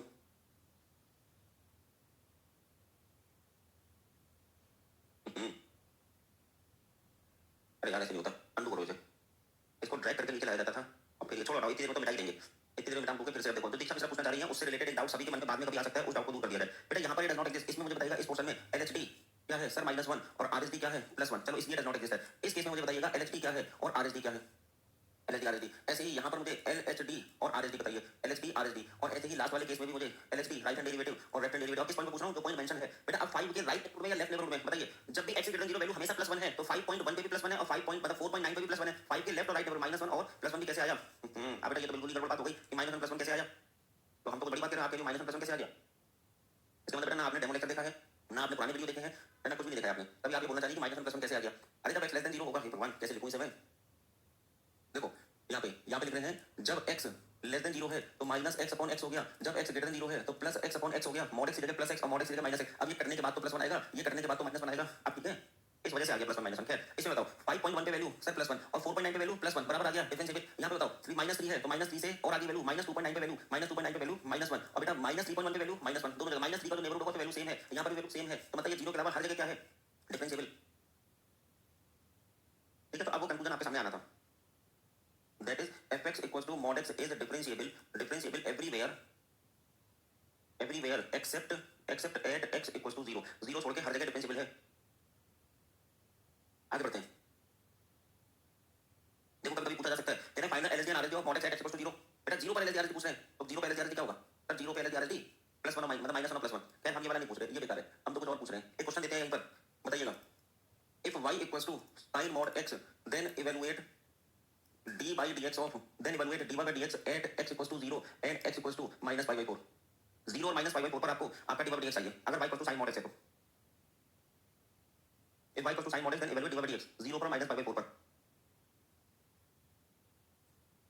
देखो दो तरीके हैं सबसे पहले फंक्शन को इजी कर लीजिए y equals to fx equals to ये जो लिखा है sin mod x बेटा sin mod x में x less than 0 और x greater than 0 यही तो प्रॉब्लम क्रिएटिंग पॉइंट है less than 0 greater than 0 बेटा less than 0 पर यहाँ पर वैल्यू आ जाएगी sin of minus x और यहाँ पे वैल्यू आ जाएगी sin of plus x इसको और ज्यादा अच्छे से लिखा जाए तो आ गया minus sin x और बेटा ये आ गया sin x x is less than 0 x is greater than 0 हमने फंक्शन ही इजी कर लिया अब बोला क्या है फोर्स को पहले तो डिफरेंशिएट करो फिर वैसे प्रॉब्लम क्रिएटिंग पॉइंट क्या पॉसिबल है बेटा problem creating point is x equals to 0 चलो उसी पे चेक करना है तो यहाँ पर तो ऐसा कुछ आ गया अच्छा अगर हमको वो चेक करना होता क्या कंटिन्यूटी अगर इसकी बेटा कंटिन्यूटी चेक करनी होती तो क्या होता कंटिन्यूटी चेक करनी होती तो यहाँ x equals to 0 पर ये 0 आता क्यों ये रखो ना x equals to 0 पर 0 आ जाता अगर हमें कंटिन्यूटी देखनी होती तो बेटा यहीं पे कंटिन्यूटी भी पता चल जाएगी देखो minus sin x plus sin x और 0 x is less than 0 x is greater than 0 x equal to 0 ये तो हम अभी कंटिन्यूटी के लिए कर रहे हैं डिफरेंशिएबिलिटी बाद में देखी जाएगी बेटा at x equals to 0 left hand limit बताओ राइट हैंड लिमिट बताइए और f of 0 बताइए sir left hand limit direct substitution is the best method minus 0 लिखो या 0 लिखो एक ही बात है प्लस 0 और 0 दैट इज कंटीन्यूअस बेटा कंटिन्यूटी तो होगी हमें तो डिफरेंशिएबिलिटी देखनी है f डैश x अब f डैश x में प्रॉब्लम क्रिएटिंग पॉइंट क्या है 0 है तो खाली सॉरी 0 है उसी पे चेक करते हैं minus cos x x less than 0 और बेटा plus cos x x greater than 0 अब इक्वल टू 0 पे चेक करना है इसलिए इक्वल टू 0 यार यूज नहीं कर रहे हैं कंटीन्यूअस तो हो गया सूरज कुमार कंटिन्यू कंटिन्यू नहीं है बेटा कंटीन्यूअस है कंटिन्यू का मतलब होता है कि चलते रहिए अरे चाय बची थी थोड़ी सी ध्यान नहीं दिया अब जाके मजा आया बेटा ये फॉर्मूला कर दिया अब देखो at x equals to 0 left hand derivative and right hand derivative left hand derivative right hand derivative चाहिए at x equals to 0 पर तो यहाँ पे डायरेक्ट रखो वैल्यू माइनस cos 0 और plus cos 0 minus 1 plus 1 equal नहीं आया that is dy by dx of sin mod x at x equals to 0 क्या लिखोगे इसका आंसर बता सकते हो at x equals to 0 देख के बताओ sin mod x का x equals to 0 पर डेरिवेटिव क्या लिख दिया जाए सर डज नॉट एग्जिस्ट क्योंकि LHD RHD सेम नहीं आ रहा 0 पर 0 पे डज नॉट एग्जिस्ट ठीक है अब यहाँ पे आगे देखते हैं since x equals to minus pi by 4 is not a problem creating point not a problem creating point बेटा ये कोई प्रॉब्लम क्रिएटिंग पॉइंट भी नहीं है not a problem creating point so we can directly calculate f dash minus pi by 4 f dash minus pi by 4 का मतलब वही derivative value कहां से निकालोगे cos बेटा माइनस pi by 4 इसमें रख दीजिएगा तो ये है माइनस cos x और x की वैल्यू माइनस pi by 4 क्या आएगी value sir minus cos of minus pi by 4 trigonometric की सीरीज आपने देखी होगी cos minus theta cos theta ही होता है तो माइनस 1 by रूट 2 ये आंसर माइनस 1 by रूट 2 आएगा pi by 4 है ना बेटा 1 by अच्छा रूट आप टाइप कर पाएंगे राशि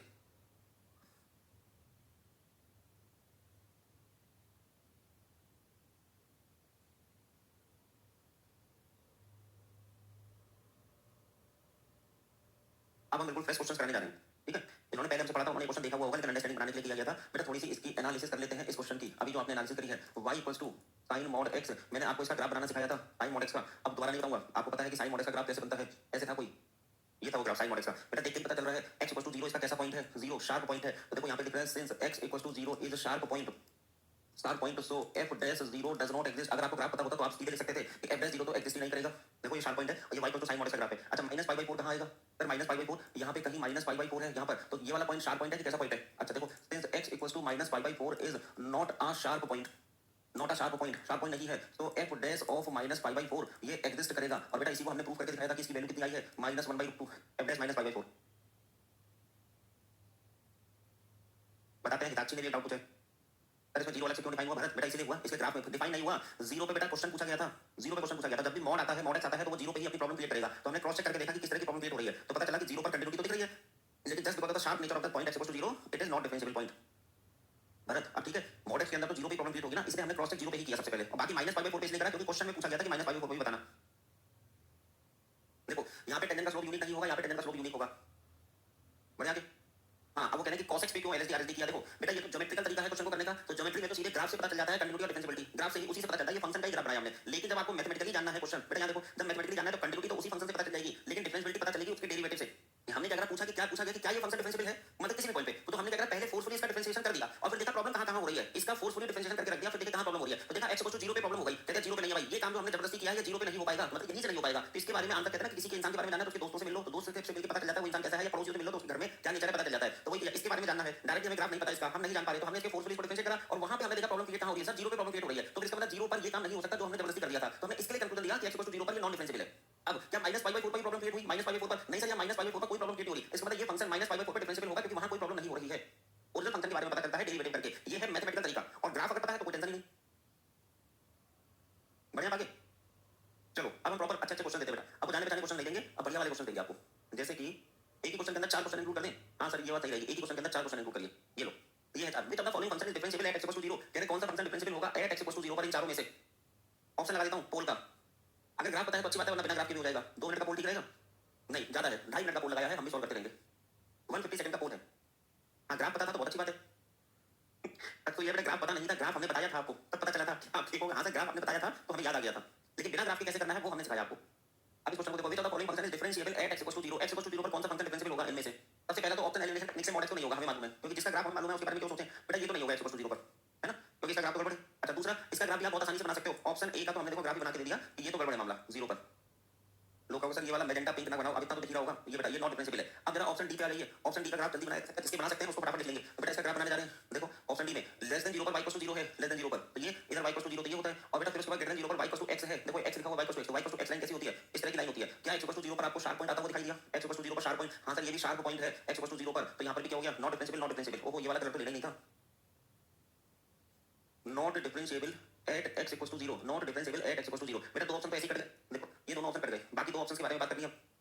x mod x को इजी कर लेते हैं, देखो तीसरा वाला C option, option C y equals to fx equals to x mod x। जब भी mod x होगा आप x is less than 0, x is greater then 0 पे बात करोगे। बेटा लेस देन 0 पर ये माइनस x स्क्वायर और ग्रेटर देन 0 पर ये प्लस x स्क्वायर। अगर आप इसका ग्राफ बना ले जाओ तो पता चल जाएगा x mod x का ग्राफ ये है फंक्शन। चलो मैं यहां से मेथड और मेथड 2 से देख लेता हूं। इसका ग्राफ अगर मैं देख लूं, बेटा इसका ग्राफ बहुत आसान है, देखिए जरा। सबसे पहले तो जब ग्रेटर देन 0 है तो y equals to x square का ग्राफ है, तो y equals to x square का ग्राफ कैसा होता है? Sir y equals to x square का ग्राफ तो ऐसा होता है और इधर चला जाता है, लेकिन इन्होंने खाली ग्रेटर देन में लिखा है, लेस देन 0 में माइनस x स्क्वायर का ग्राफ बनना है, तो x स्क्वायर का ग्राफ ऊपर होगा, और बेटा माइनस x स्क्वायर का ग्राफ अगर बनाओगे तो वो इसकी इमेज आ जाएगी, तो इमेज आ जाएगी ये रहा, ये ग्राफ आपने इसका बनाया हुआ है। क्या ये शार्प पॉइंट है? जल्दी बताओ क्या शार्प पॉइंट है? Since x equals to 0 is not a sharp point, इस ग्राफ में is not a sharp point, तो fx इज कंफर्मेशन आ गया differentiable at x equals to 0। तो बेटा ये answer option B, no sorry मैंने पढ़ाया गया ऑप्शन सी, ये डिफरेंशिएबल हो गया। और इन्होंने डिफरेंशिएबली पूछा था, वो शार्प पॉइंट नहीं निकला। ऑप्शन बी कौन चेक क्यों करें, एमएसक्यू तो है नहीं, पोल अगर खत्म हो गया तो पहले आंसर देख लो, ऑप्शन बी बाद में चेक करेंगे। देखिए ऑप्शन बी आप सी आपको लगता है ये सी है ना? अच्छा ऑप्शन सी है x mod x। पूरा 57% बच्चों ने बता दिया था भाई। सूरज कुमार, ओम द्विवेदी, आदित्य, सम्राट, जयंत, अनुराग, अग्निमा, ऋतिक, राशिद और अतिशय जैन। शार्प बेटा शार्प आपको आंखों से नजर भी तो आना चाहिए। आयुष राय बेटा आंखों का भी तो इस्तेमाल किया जाएगा, मैथमेटिक्स में खाली दिमाग का इस्तेमाल नहीं किया जाता, कुछ आंखों का भी इस्तेमाल किया जाता है। क्या देखने से वो शार्प पॉइंट नजर आ रहा है? नहीं, तो फिर हमारे लिए डिफरेंशिएबल पॉइंट हो गया ना। वो तो जब आंखें धोखा दे जाती हैं तो फिर दिमाग लगाते हैं, और दिमाग मतलब मैथमेटिक्स लगाते हैं।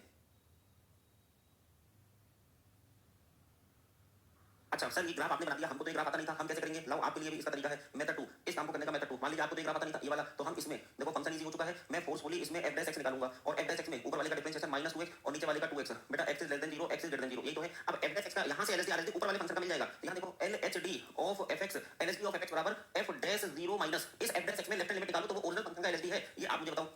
ऐसे ही right hand derivative of fx, right hand derivative of fx equal to f dash 0 plus, बेटा इसी फंक्शन का राइट हैंड लिमिट निकालो तो ओरिजिनल फंक्शन का डेरिवेटिव है। सॉरी हां ओरिजिनल फंक्शन का डेरिवेटिव कितना लिया? 0 माइनस डायरेक्ट सब्स्टिट्यूशन से 0 और डायरेक्ट सब्स्टिट्यूशन से 0 सेम आ गया।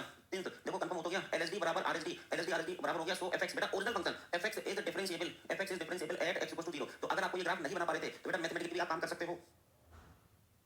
हां जी मिस्टर जयंत वही तो कर दिया। मिस्टर जयंत हम जानते थे कि मतलब शायद ऐसा ग्राफ बनाने में डाउट आएगा, इसलिए मैथमेटिकल तरीका भी सामने है। शार्प मींस टेंजेंट ड्रॉ करना है, शार्प पॉइंट का मतलब है कि टेंजेंट ड्रॉ करना पॉसिबल नहीं है। शार्प पॉइंट का मतलब है कि टेंजेंट ड्रॉ करना पॉसिबल नहीं है, मतलब कैसी टेंजेंट? यूनिक टेंजेंट ड्रॉ करना। बेटा ये सब तो हो गया, ऑप्शन बी को भी एनालाइज करते हैं कि ऑप्शन बी में क्या लिखा हुआ है आखिर। तो लाइए ऑप्शन बी को देखते हैं। Taking option B, taking option B, भले वो आंसर नहीं है लेकिन हम अपने हिसाब से चेक तो करके रख लें। और ये क्या था ऑप्शन बी? ऑप्शन बी था mod x plus mod of x minus 1, mod x plus mod of x minus 1। बेटा सबसे पहले तो इसको भी इजी करना पड़ेगा। अब इसको इजी कैसे करें? मान लो इंडिविजुअल यही क्वेश्चन आता कि डिफरेंशिएबल है कि नॉट डिफरेंशिएबल है, तो इस बात को कैसे कैसे चेक करें? अभिषेक सिंह बेटा लॉग आउट करके लॉगिन कर लीजिए। वैसे तो ये सुनेगा कैसे? बेटा जरा कोई बच्चा मैसेज डाल दो अभिषेक सिंह को टैग करते हुए, फिर लॉग आउट करिए, फिर लॉगिन करिए। अभिषेक का स्क्रीन पे शो नहीं हो रहा होगा कुछ भी। हाँ बेटा ये वाला मोड कहाँ डिस्टर्ब करेगा? 0 पे, और ये वाला सर 1 पे, ये 1 पे डिस्टर्ब करेगा या 0 पे डिस्टर्ब करेगा? तो एक काम करते हैं, इसको इजी करने के लिए देखते हैं कि x लेस देन 0 पे क्या होगा, x जो है 0 से 1 के बीच क्या होगा, और x इज ग्रेटर देन 1 क्या होगा। ठीक है, x लेस देन 0, 0 से 1 और 1 या 1 से बड़ा। हमें इस पे कंटिन्यूटी और डिफरेंशिएबिलिटी देखनी है। तो बेटा सबसे पहले लेस देन 0 पर ये नेगेटिव होगा, तो ये -x है प्लस, और इसको कैसे ओपन करें? x -1 को आप 1 - x कर दोगे क्योंकि एक माइनस साइन और लग जाएगा इसमें। ऐसे बेटा 0 से 1 के बीच में mod x, तो ये प्लस x हो गया, लेकिन 0 से 1 में ये स्टिल इट इज नेगेटिव, तो 1 - x, और when x is greater then 1 positive और पॉजिटिव, तो प्लस x और प्लस x माइनस 1। क्या ये बात मैंने ठीक लिखी है? तो आपके पास 0 और 1 टू प्रॉब्लम क्रिएटिंग पॉइंट्स है। यहाँ पर आपने लिख दिया x इज लेस देन 0, ये लिखा है 0 से 1, और यहाँ लिखा है x is greater than equal to 1। ठीक है बेटा, इसको और इजी करें जरा, और इजी करते हैं। तो ये x और x कट गया, तो 1 - 2x ये कट गया, ये है 1 और ये है 2x - 1। कब x less than 0, x sorry 0 less than x less than 1 और x इज ग्रेटर देन 1। ये आपका फंक्शन है जो देखने से इतना डरावना सा लग रहा था, वो फंक्शन ऐसा कुछ आ गया। बेटा पहले कंटिन्यूटी और डिफरेंशिएबिलिटी चेक करिए। ठीक है, 1 - 2x और 2x - 1 और 0 से 1 के बीच में तो 1 है। बेटा यहाँ पर प्रॉब्लम क्रिएटिंग पॉइंट्स क्या-क्या हैं बता सकते हैं? What are the problem creating points? 0 और 1 एट x इक्वल्स टू 0। बेटा x इक्वल्स टू 0 पर लेफ्ट हैंड लिमिट डायरेक्ट बताओ, डायरेक्ट सब्स्टिट्यूशन से 1, राइट हैंड लिमिट बताइए। बेटा डायरेक्ट सब्स्टिट्यूशन से नहीं, 2 - 1 1 होगी, 2 - 1 1 अब बेटा इक्वल टू और एग्जैक्ट वैल्यू f 0 पर बेटा 0 सॉरी 0 है ना, तो 0 पर अच्छा ये रही 0 पर 1 बेटा तीनों बातें सेम हो गई, एलएचएल आरएचएल इतना, hence continuous at x equals to 0, hence continuous at x equals to 0। अच्छा अब जरा दूसरे पॉइंट पे देख लेते हैं, x इक्वल्स टू 1 पर at x equal to 1 what is LHL, तो बेटा x इक्वल्स टू 1 पे तो 1 पे एलएचएल, तो 1 के लेफ्ट में वैल्यू 1 ही है, राइट हैंड लिमिट 1 के राइट में वैल्यू 2 - 1 1 ही है, यहां पे क्या गया क्या एलएचएल 1 है और आरएचएल भी 1 है, ठीक है, 0 और एग्जैक्ट वैल्यू भी 1 है, ठीक है, ये सब 1 1 ही आ रही है, एलएचएल 1 के लेफ्ट में 1 के राइट में। अब बेटा एग्जैक्ट वैल्यू f1 पर बेटा यहां पे 1 डालोगे ना तो 2 - 1 1 hence continuous at x equals to 1 also, बेटा 0 और 1 दोनों जगह कंटीन्यूअस हो गया ये है ना, दोनों पॉइंट हो गए। हालांकि आपसे केवल और केवल 0 पे पूछा गया था, अब क्या करोगे फोर्सफुली इस fx का f' x निकालिए जबरदस्ती, है ना, और फिर देखेंगे कहां गलतियां हुई, तो बेटा f' x की वैल्यू देखते ही पता चल रही है -2 और +2, है ना, जिस पॉइंट पर प्रॉब्लम क्रिएटिंग पॉइंट क्या है 0, बेटा 1 पे तो कोई प्रॉब्लम क्रिएट नहीं, अच्छा इसमें 0 से 1 के बीच में 0 हो जाएगा डिफरेंशिएशन, 0 से 1 के बीच में 0 लिख लेते हैं फिर इसको पूरे, यहाँ पर -2 है x लेस देन 0 पर, बेटा 0 से 1 के बीच में ये डिफरेंशिएशन 0 हो गया, कांस्टेंट का डिफरेंशिएशन 0 और 1 से आगे के लिए x इज ग्रेटर देन 1 से आगे के लिए 2। अब बेटा प्रॉब्लम क्रिएटिंग पॉइंट क्या है, at x equals to 0 at x equals to 0 left hand derivative और राइट हैंड डेरिवेटिव, बताइए left hand derivative right hand derivative, बेटा 0 यहाँ रख दो -2 और +2 दैट इज कंफर्मेशन आ गया, not differentiable at x equals to 0, बेटा 0 पर नॉट डिफरेंशिएबल। अब हम करेंगे एट x इक्वल्स टू 1, जरा इस पे भी चेक तो कर लें, at x equals to 1 what is LHD and RHD, LHD RHD बताइए तो x इक्वल्स टू 1 पे बताओ 1 पे कैसा है, पर -2 और 2 आएगा, LHD RHD तो नॉट डिफरेंशिएबल। अच्छा हाँ वो तो आपने बताइए प्रकार सही है, 0 और 2 आएगा, देखो 1 से लेफ्ट में 0 है और 1 के राइट में 2 है, दैट इज नॉट डिफरेंशिएबल। वैसे इस क्वेश्चन में इन्होंने नहीं पूछा था कि आप x इक्वल्स टू 1 पे भी बताओ, लेकिन हमने 1 पे भी चेक कर लिया कि 1 पर भी डिफरेंशिएबल नहीं है, 0 पे तो नहीं है 1 पे भी नहीं है, तो इसलिए हम ऑप्शन बी की एक ऐसे एनालिसिस करके रखे हैं कि एक नया क्वेश्चन हमने एक बड़ा सा तैयार कर लिया कि बिना ग्राफ के, बेटा आप ऐसे क्वेश्चन को तो ग्राफ बनाओगे नहीं, वैसे चाहो तो इसका भी ग्राफ बना सकते थे लेकिन टाइम लगेगा, इसलिए LHD RHD से काम चला लिया। 0 पे राइट हैंड डेरिवेटिव 0 है क्या, 0 पे राइट हैंड डेरिवेटिव 0 तो है, ये किसने लिखा है LHD 0 पर -2 है, राइट हैंड डेरिवेटिव ये किसने लिखा था 0 2, बताओ कौन था वो जिसने लिखा, ये 0 आएगा लेकिन बराबर अभी में -2 0 और 0 2 -2 0 ये 0 है भाई RHD। अभी घोष आदित्य आयुष राय और क्या डिफरेंशिएशन के क्वेश्चन में पहले कंटिन्यूटी चेक करिए, बिल्कुल सही बात है नकुल, पहले कंटिन्यूटी चेक करिए because continuity is the necessary condition for differentiability. बढ़ो बेटा आगे, एक तरह से देखा जाए इसके अंदर हमने बेटा 4 क्वेश्चन तैयार कर लिए, बेटा ये वाला ऑप्शन जो रह गया था उसको निपटा दिया, ऑप्शन सी पहले चेक हो गया था, बढ़ जाए आगे, हाँ जी बढ़ जाइए, चलो कोई नया क्वेश्चन और देखते हैं बेहतरीन टाइप का, चलो इसको देखते हैं, अ रियल फंक्शन इतना ये जो भी लिखा है if fx is twice differentiable then, चलो पोल लगेगा, पोल लगा के पोल बोली जाएगी 90 सेकंड का पोल दे दे, 90 सेकंड का पहले पढ़ लो, देखो alpha x square plus beta x equal to 0 alpha x cube beta x square 5 sin x और x इक्वल टू 0, बेटा 90 सेकंड का पोल हमने लगा दिया इसमें, हाँ बोल की गलती थी और क्या, सही बात है आदित्य, अब आपने सही बोला बेटा,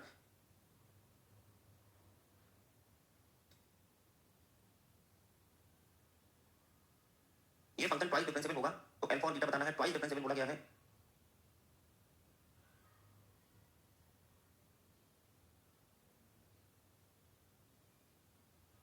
तो हम 2 बार डिफरेंशिएट कर दें,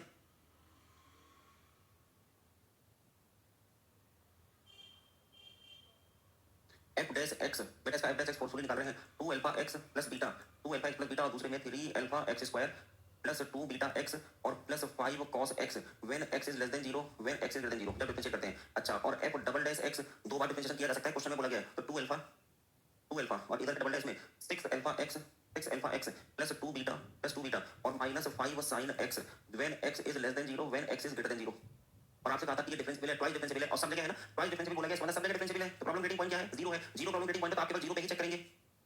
दीक्षा मिश्रा सर मेरे में पोल नहीं शो हो रहा है, तो बेटा आप चैट बॉक्स में आंसर दीजिए, चैट बॉक्स में आंसर दीजिए आप,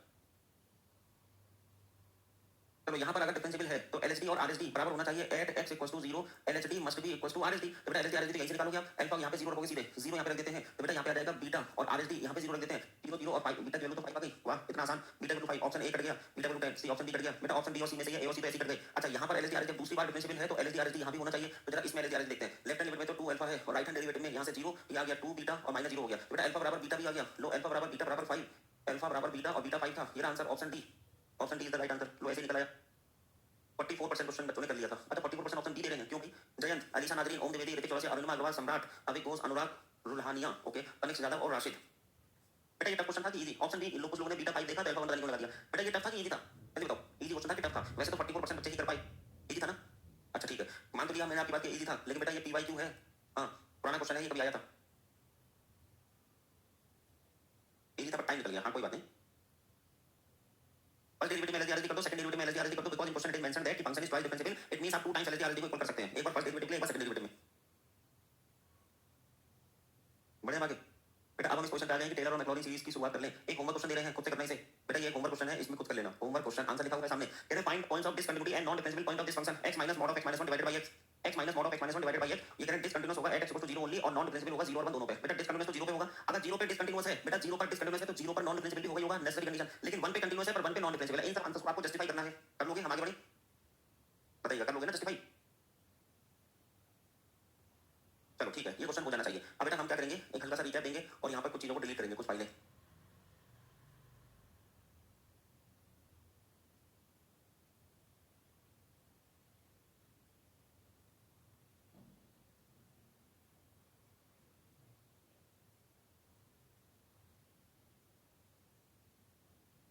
एक आखिरी क्वेश्चन और करा दें, एक क्वेश्चन और करा दें। बेटा इसका बताना तो मस्त आंसर बताइए। कंटीन्यूअस है, डिफरेंशिएबल है, नॉट कंटीन्यूअस है, नॉट डिफरेंशिएबल है, इनमें से जो आपको लगता है। कंटीन्यूअस बट नॉट डिफरेंशिएबल है ना, neither continuous not differentiable, both continuous as well as differentiable, differentiable but not continuous, इस तरह के चार ऑप्शन है। लो मैं ऑप्शन भी दे रहा हूँ, पोल लगाएंगे भाई। आखिरी बार पोल लग रहा है इस चैप्टर में अभी के लिए फिलहाल। पोल लग रहा है 90 सेकंड का लगा दूं, तब तक मैं लिख भी दूंगा। लीजिए 90 सेकंड का पोल है। कंटीन्यूअस बट नॉट डिफरेंशिएबल, ठीक है। Option B continuous but not differentiable, differentiable but not continuous. Option C neither continuous nor differentiable. बेटा नीदर कंटीन्यूअस, अब नीदर को पूरे लिख लेते हैं, नीदर कंटीन्यूअस नॉर डिफरेंशिएबल। और option D both continuous as well as differentiable. जल्दी से आंसर दो, पोल पहले से लगा हुआ है। 90 सेकंड का पोल अभी भी 1 मिनट बचा है। बताओ भाई, at x equals to 1 at x equals to mod log x is.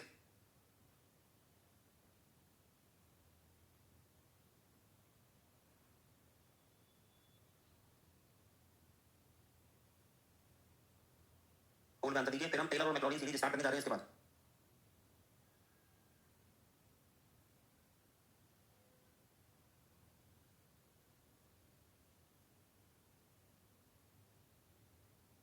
एक तरीका तो ये है कि आप इसका ग्राफ बना के कर लो, है ना। ग्राफ बना के काम कर सकते हो अगर। और मैंने ग्राफ बनाना सिखाया हुआ है, y equals to mod log x का ग्राफ। बेटा पहले तो आप y equals to log x का ग्राफ बनाइए। ये किसका ग्राफ बना दिया हमने, y equals to log x का। और बेटा इसका ग्राफ बनाने के लिए हमने आपसे बोला है कि जो लोअर पोर्शन का ग्राफ है उसकी मिरर इमेज ले लेते हैं, x एक्सिस के अबाउट लेते हैं ना मिरर इमेज। तो आप क्या करोगे, अपर पोर्शन का ग्राफ ऐसे रहने दो, इस लोअर पोर्शन का ग्राफ x एक्सिस के अबाउट ले लीजिए। तो बेटा x एक्सिस के अबाउट ऐसा ले लिया। और आप जानते हो ये वाले कोऑर्डिनेट्स क्या है किसके, सर ये वाला कोऑर्डिनेट है 1, 0 y equals to log x में। तो ये वाला कोऑर्डिनेट आपका 1, 0 हो गया। अब बताओ क्या यहाँ पे कंटीन्यूअस नजर आ रहा है? हाँ सर कंटीन्यूअस तो दिख रहा है, आंखों का इस्तेमाल करो। और शार्प पॉइंट नजर आया, yes x equals to 1 is a sharp point, और ये x इक्वल्स टू 1 पे ही पूछ रहे हैं। तो बेटा कंटीन्यूअस तो है लेकिन डिफरेंशिएबल नहीं है। Option A is the right answer. लो ग्राफ बना लिया, ग्राफ बना के काम चला लिया। y equals to mod log x कहा था ना, मिरर इमेज लेनी है x एक्सिस के अबाउट। ग्राफ से ही किया है। चलो ग्राफ में शार्प पॉइंट आ गया, बिना ग्राफ के करो अब लोग। तब तक मैं आंसर देखता हूं कि यहाँ पे किस बच्चे ने क्या लगाया है। ऑप्शन ए देखिए, ऑप्शन ए एक्चुअली मैं पहले बता दूं बेटा, मुझे ढूंढना है कि आप में से कौन बच्चे हैं जिन्होंने ऑप्शन बी लगाया है। मुझे उन बच्चों को देखना है कि ऑप्शन बी किसने लगा दिया। फिलहाल ऑप्शन ए 2.7% बच्चे, चलो कमी है। बेटा ये बताओ जिन्होंने भी ऑप्शन बी लगाया बेसिक गलती कर गए। बेसिक गलती थोड़ा सा शायद रात में नींद पूरी नहीं हुई आपकी, रात भर जगे हो, इसीलिए वो 2.7% बच्चे ऑप्शन बी लगा बैठे। कह डिफरेंशिएबल तो होगा बट नॉट कंटीन्यूअस, डिफरेंशिएबल होगा बट नॉट कंटीन्यूअस। वाह बेटा डिफरेंशिएबिलिटी की नेसेसरी कंडीशन ही कंटीन्यूटी है। तो ये तो देखते ही गलत होना चाहिए था। जिसने ये आंसर लगाया वो लिख दो, उसने इतना बड़ा पाप किया है जिसको माफ भी नहीं किया जा सकता। हाँ कितना मैंने कौन सा पाप किया तो भगवान मुझे सजा दे रहे हैं, यही पाप किया है, उसी की सजा मिलेगी कभी ना कभी। मैंने डिफरेंशिएबिलिटी लिख रहे हो, कह रहे हो कंटीन्यूअस नहीं है लेकिन डिफरेंशिएबल है,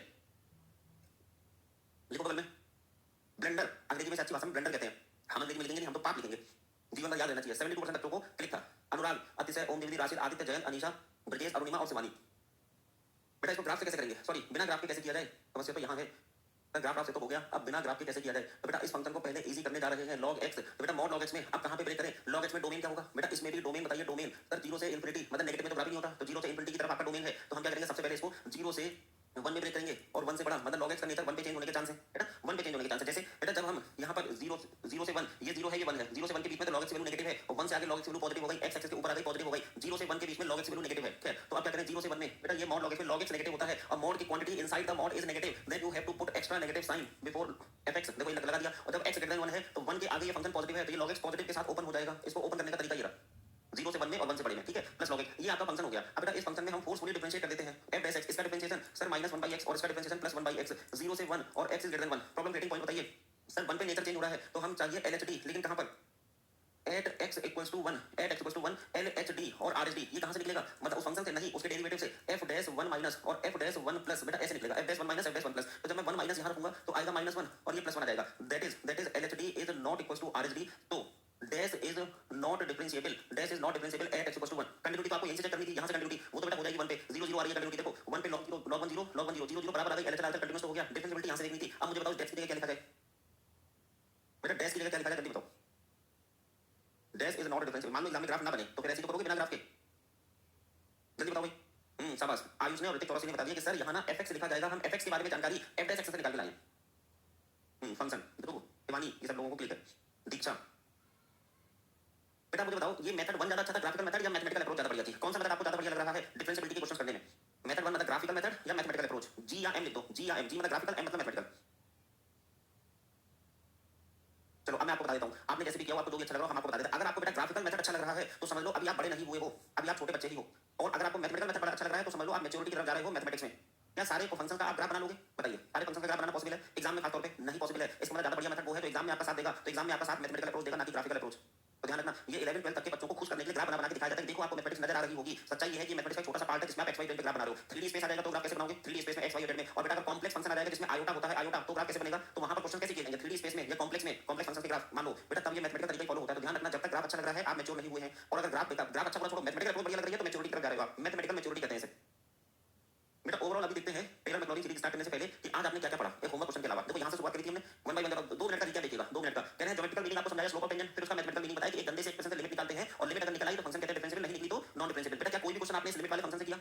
नहीं करा। हमने इसका शॉर्टकट सिखाया आपको एलएसडी आरएसडी निकालने का। दूसरी बात ये जो फॉर्म डेफिनेशन लिखी थी लिमिट की इसे कहते थे derivative by using first principle method. Class 11th में आपके पास क्वेश्चन आते थे derivative by using first principle method. जब फर्स्ट प्रिंसिपल से डेरिवेटिव निकालना होता था तो इसे कहते थे कि इससे निकालो। तब बताइए एलएसडी आरएसडी और ग्राफ बनाते हो और ऐसा कुछ नहीं करना। पर कंपटीशन में फर्स्ट प्रिंसिपल नहीं पूछते, वो सीधे कहता है मैं तो आंसर बताओ। तो हमने शॉर्टकट से सीख लिया है। आगे बढ़ते हैं अगले रिकैप में। फिर एनालिसिस करके दिखाई कि वो स्लोप ऑफ टेंजेंट के बराबर क्यों है। एक्चुअली में आप एक स्ट्रेट लाइन का स्लोप निकाल रहे हो लेकिन अप्रोचिंग कंडीशन में when x is approaching towards A तो chord will convert into a tangent, तो slope of chord will be equal to slope of tangent. तो बेटा वही चीज निकल के आ गई है, डेफिनेशन बन गई इस वजह से। फिर आगे लिखते हैं, फिर ये हमने मैथमेटिकल डेफिनेशन को ढंग से लिख दिया एलएसडी आरएसडी, लेकिन फिर इसका शॉर्टकट सीखा आपने। शॉर्टकट सीखने वाले ये कंटिन्यूटी वगैरह कुछ पॉइंट देखे कि नेसेसरी कंडीशन क्या है, सफिशिएंट कंडीशन क्या है और एक जनरल डेफिनेशन क्या है। फिर नॉन डिफरेंशिएबल पॉइंट कहां होता है, sharp point non differentiable point होता है, उसका रीजन क्या है वो बगल में लिखा है। ठीक है, ये सारी चीजें होती चली गई। इसके आगे जब बढ़ रहे हैं तो पहले हमने शॉर्टकट मेथड सिखाया, फिर मॉड एक्स की एनालिसिस करी पहले तो, क्योंकि मॉड एक्स की एनालिसिस सबसे बढ़िया तरीके हो सकती है ग्राफिकल तरीके से भी बिना ग्राफ के भी। फिर बेटा ये देखो मॉड एक्स का डेरिवेटिव वगैरह दिखा दिया। यहां पर इस बात को देखने से ये पता चला कि जीरो पर ही नॉन डिफरेंशिएबल है अगर मॉड एक्स से डिफरेंशिएशन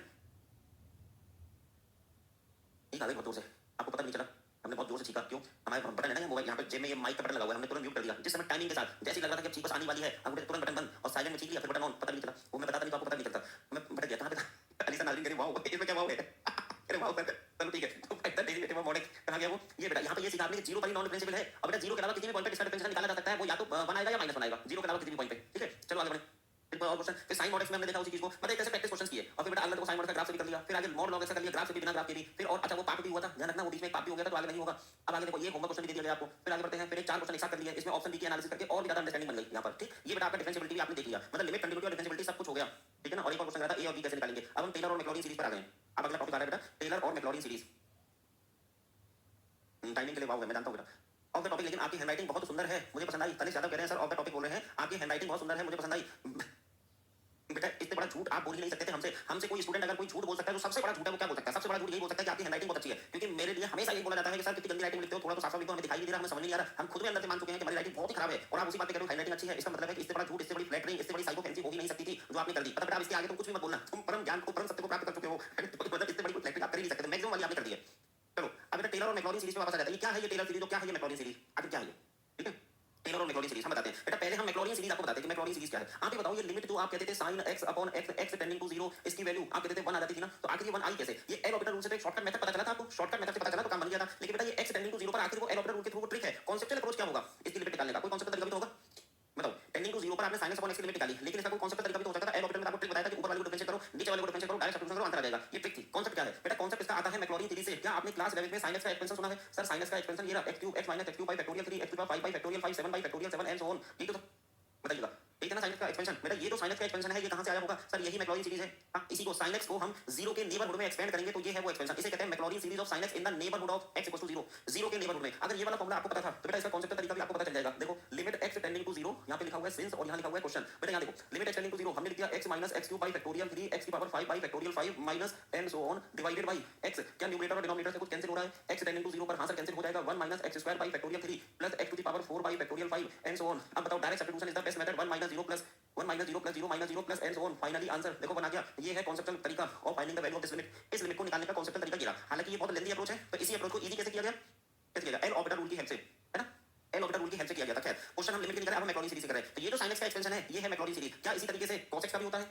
बताइए इसी तरीके से cos x का भी होता है? हां सर होता है। क्या इसी तरीके से e की पावर x का भी होता है? होता है। 1 minus x square by factorial 2 x की power 4 by factorial 4 x power 6 bye factorial 6 and so on. ठीक बेटा इसको फेयर में अलग से दिखा देंगे, अभी हम जल्दी लिख दे रहे हैं। यहां पर क्या है 1 माइनस के बाद तो आ गया ये है 1 plus x square by factorial 2 x cube by factorial 3 x cube by factorial 3 and so on. बेटा these are the Maclaurin series expansions of e to the power x cos x sin x and so on. ऐसे और भी आता है 10x का आता है log 1 plus x का आता है, ये सब आ जाते हैं। प्रॉब्लम ये है कि ये सब आ कैसे रहे हैं? बेटा हमने बोल तो दिया कि मैक्लॉरिन सीरीज एक्सपेंशन है, लेकिन ये कैसे आ रहे हैं? किस वजह से आ रहे हैं? किसके नेबरहुड में है ये एक्सपेंशन? सर 0 के नेबरहुड में, जीरो के नेबरहुड में अगर हम फंक्शन को एक्सपेंड करें तो उसे कहते हैं मैक्लॉरिन सीरीज, और यही सब आती है जीरो के नेबरहुड में। हाँ जी बिल्कुल सही बात है यार, लेकिन समझते हैं ये सब आ कैसे रही है। इसका बेटा कोई जनरल फॉर्मूला होता होगा मैक्लॉरिन सीरीज का, वही मैं आपको देने जा रहा हूं। पहले तो एक तो एनालिसिस करते हैं इन फॉर्मूलों की हेल्प से क्या फायदा हो रहा है। सबसे पहले तो in these results you are getting the increasing powers of x, बेटा x की इंक्रीजिंग पावर्स मिल रही है। देखो जब आप जीरो के नेबरहुड में एक्सपेंड करते हैं तो देखो x की इंक्रीजिंग पावर मिली, देखो cos x में x की increasing powers, e power x में x की इंक्रीजिंग पावर्स। तो in Maclaurin series you will always get the increasing powers of x because you are expanding your function in the neighbourhood of x equal to 0। ये clear हो गया। दूसरी बात, these series will provide dash value of fx। हां polynomial में भी convert, हां ठीक है, ट्रांसेंडेंटल फंक्शन पॉलिनोमियल फंक्शन में कन्वर्ट हो गया। शाबाश आयुष ने कितनी बढ़िया बात बोली। बेटा ट्रांसेंडेंटल फंक्शन को हैंडल करना मुश्किल है, पॉलिनोमियल फंक्शन को हैंडल करना थोड़ा इजी है, तो वो उस तरीके से कन्वर्ट हो गया। हालांकि पॉलिनोमियल नहीं है क्योंकि इसकी डिग्री फाइनाइट होनी चाहिए, ये इनफाइनाइट डिग्री पे जा रहा है, तो पॉलिनोमियल जैसा दिख रहा है, पॉलिनोमियल है नहीं लेकिन दिख रहा है, तो मतलब इजी तो हो गया। बेटा these series will provide dash value of fx in the neighborhood of 0। मतलब अलजेब्रिक कह सकते हैं उसको, पॉलिनोमियल की बजाय अलजेब्रिक कह सकते हैं। बिल्कुल ठीक है, आयुष राय ने सही बोल दिया। बेटा पहले बताओ ये सीरीज किस तरह की वैल्यू प्रोवाइड कर रही है आपको in the neighbourhood of x equal to 0। मतलब दिस सीरीज विल प्रोवाइड या this series will provide dash value of fx in the neighborhood of x equals to 0। Sir approx value, approx value, जब भी आप neighbourhood में value निकालोगे value कैसे निकलेगी, approx value निकलेगी। तो ये सीरीज क्या करती है, अप्रॉक्स वैल्यू प्रोवाइड करती है। इसका मतलब लिमिट निकालने में काम आएंगी, है ना, लिमिट निकालने में काम आएंगी। बेटा अब इसका जनरल फॉर्मूला लिख देते हैं, यही तो सब देखा है, इसका जनरल फॉर्मूला टेलर सीरीज बाद में होगा, पहले इसका जनरल फॉर्मूला ये लो देखो लिखा हुआ है पहले से। कह रहे टेलर और मैक्लॉरिन सीरीज हेडिंग है। बेटा इसको ना टेलर और मैक्लॉरिन सीरीज का एक और नाम है, इसको पावर सीरीज भी कहते हैं इन सबको, पावर सीरीज, क्योंकि पावर्स के फॉर्म में एक्सप्रेशन मिल जाता है आपको। पावर सीरीज में पावर सीरीज लिखा है तो समझ लेना वही लिखा है। पहले हमने मैक्लॉरिन सीरीज समझाया, पढ़ो जरा स्टेटमेंट पूरा, जल्दी से स्टेटमेंट पढ़ो बेटा, हम 1 मिनट के अंदर आ रहे हैं, ठीक है। आप तब तक स्टेटमेंट पढ़ के देखो, एनालिसिस करो ये सब क्या लिखा हुआ है, हम 1 मिनट के अंदर ही आ जाएंगे।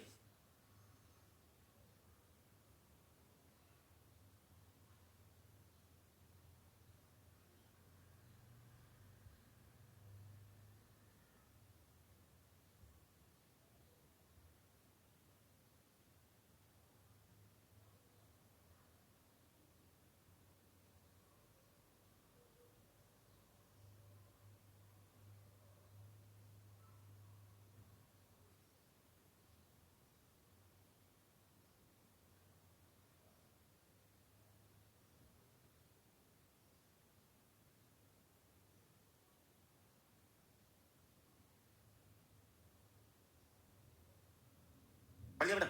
मैक्लॉरिन सीरीज का सबसे पहले क्या है, such that let fx is continuous function defined in the domain D such that its all derivative exist। मतलब ऐसा कोई कंटीन्यूअस फंक्शन है जिसके सारे डेरिवेटिव एग्जिस्ट कर रहे हैं, ठीक है। डेरिवेटिव एग्जिस्ट करने के पीछे कंडीशन जो टेलर और मैक्लॉरिन सीरीज राइट हुई, क्या कह रहे हैं, टेलर सीरीज से मैक्लॉरिन, हां टेलर से मैक्लॉरिन आई है, बिल्कुल सही बात है। लेकिन बेटा पहले मैंने मैक्लॉरिन पढ़ा रहा हूं क्योंकि मैक्लॉरिन कंपैरेटिवली ज्यादा इजी है, तो पहले इजी चीज पढ़ लोगे फिर टफ चीज पढ़ेंगे तो बेटर रहेगा। बेटा कह रहे हैं then fx can be extended in the neighborhood of x equals to 0। या 0 देखो एक्सटेंडिंग टू 0 मतलब नेबरहुड ऑफ 0 कैसे, इस फॉर्मूले से fx equals to f0 plus x times f dash 0 plus x square by factorial 2, देखो ये रहा x square by factorial 2 f double dash 0 x cube by factorial 3 f triple dash 0 and so on। ये जो box में लिखा है this is called Maclaurin series of fx, मतलब Maclaurin कहते हैं तो 0 का नेबरहुड होगा। देखो पहली चीज आपको बताई थी, this series provide approx value of fx in the neighbourhood of 0। Agree कर लेते हैं आप। यहां पे देखो in this series we are getting dash powers of x, increasing powers of x, देखो दिख रहा है इंक्रीजिंग पावर्स ऑफ x, और एग्जांपल में दिखाया भी था। फिर लिखा है coefficient of x to the power n in the Maclaurin series expansion, x की पावर n का कोफिशिएंट बेटा x क्यूब का coefficient triple derivative upon factorial 2, x square का coefficient double derivative upon factorial 2, तो x की power n का coefficient nth derivative at 0 upon factorial n, ठीक है। यहां तक सही है।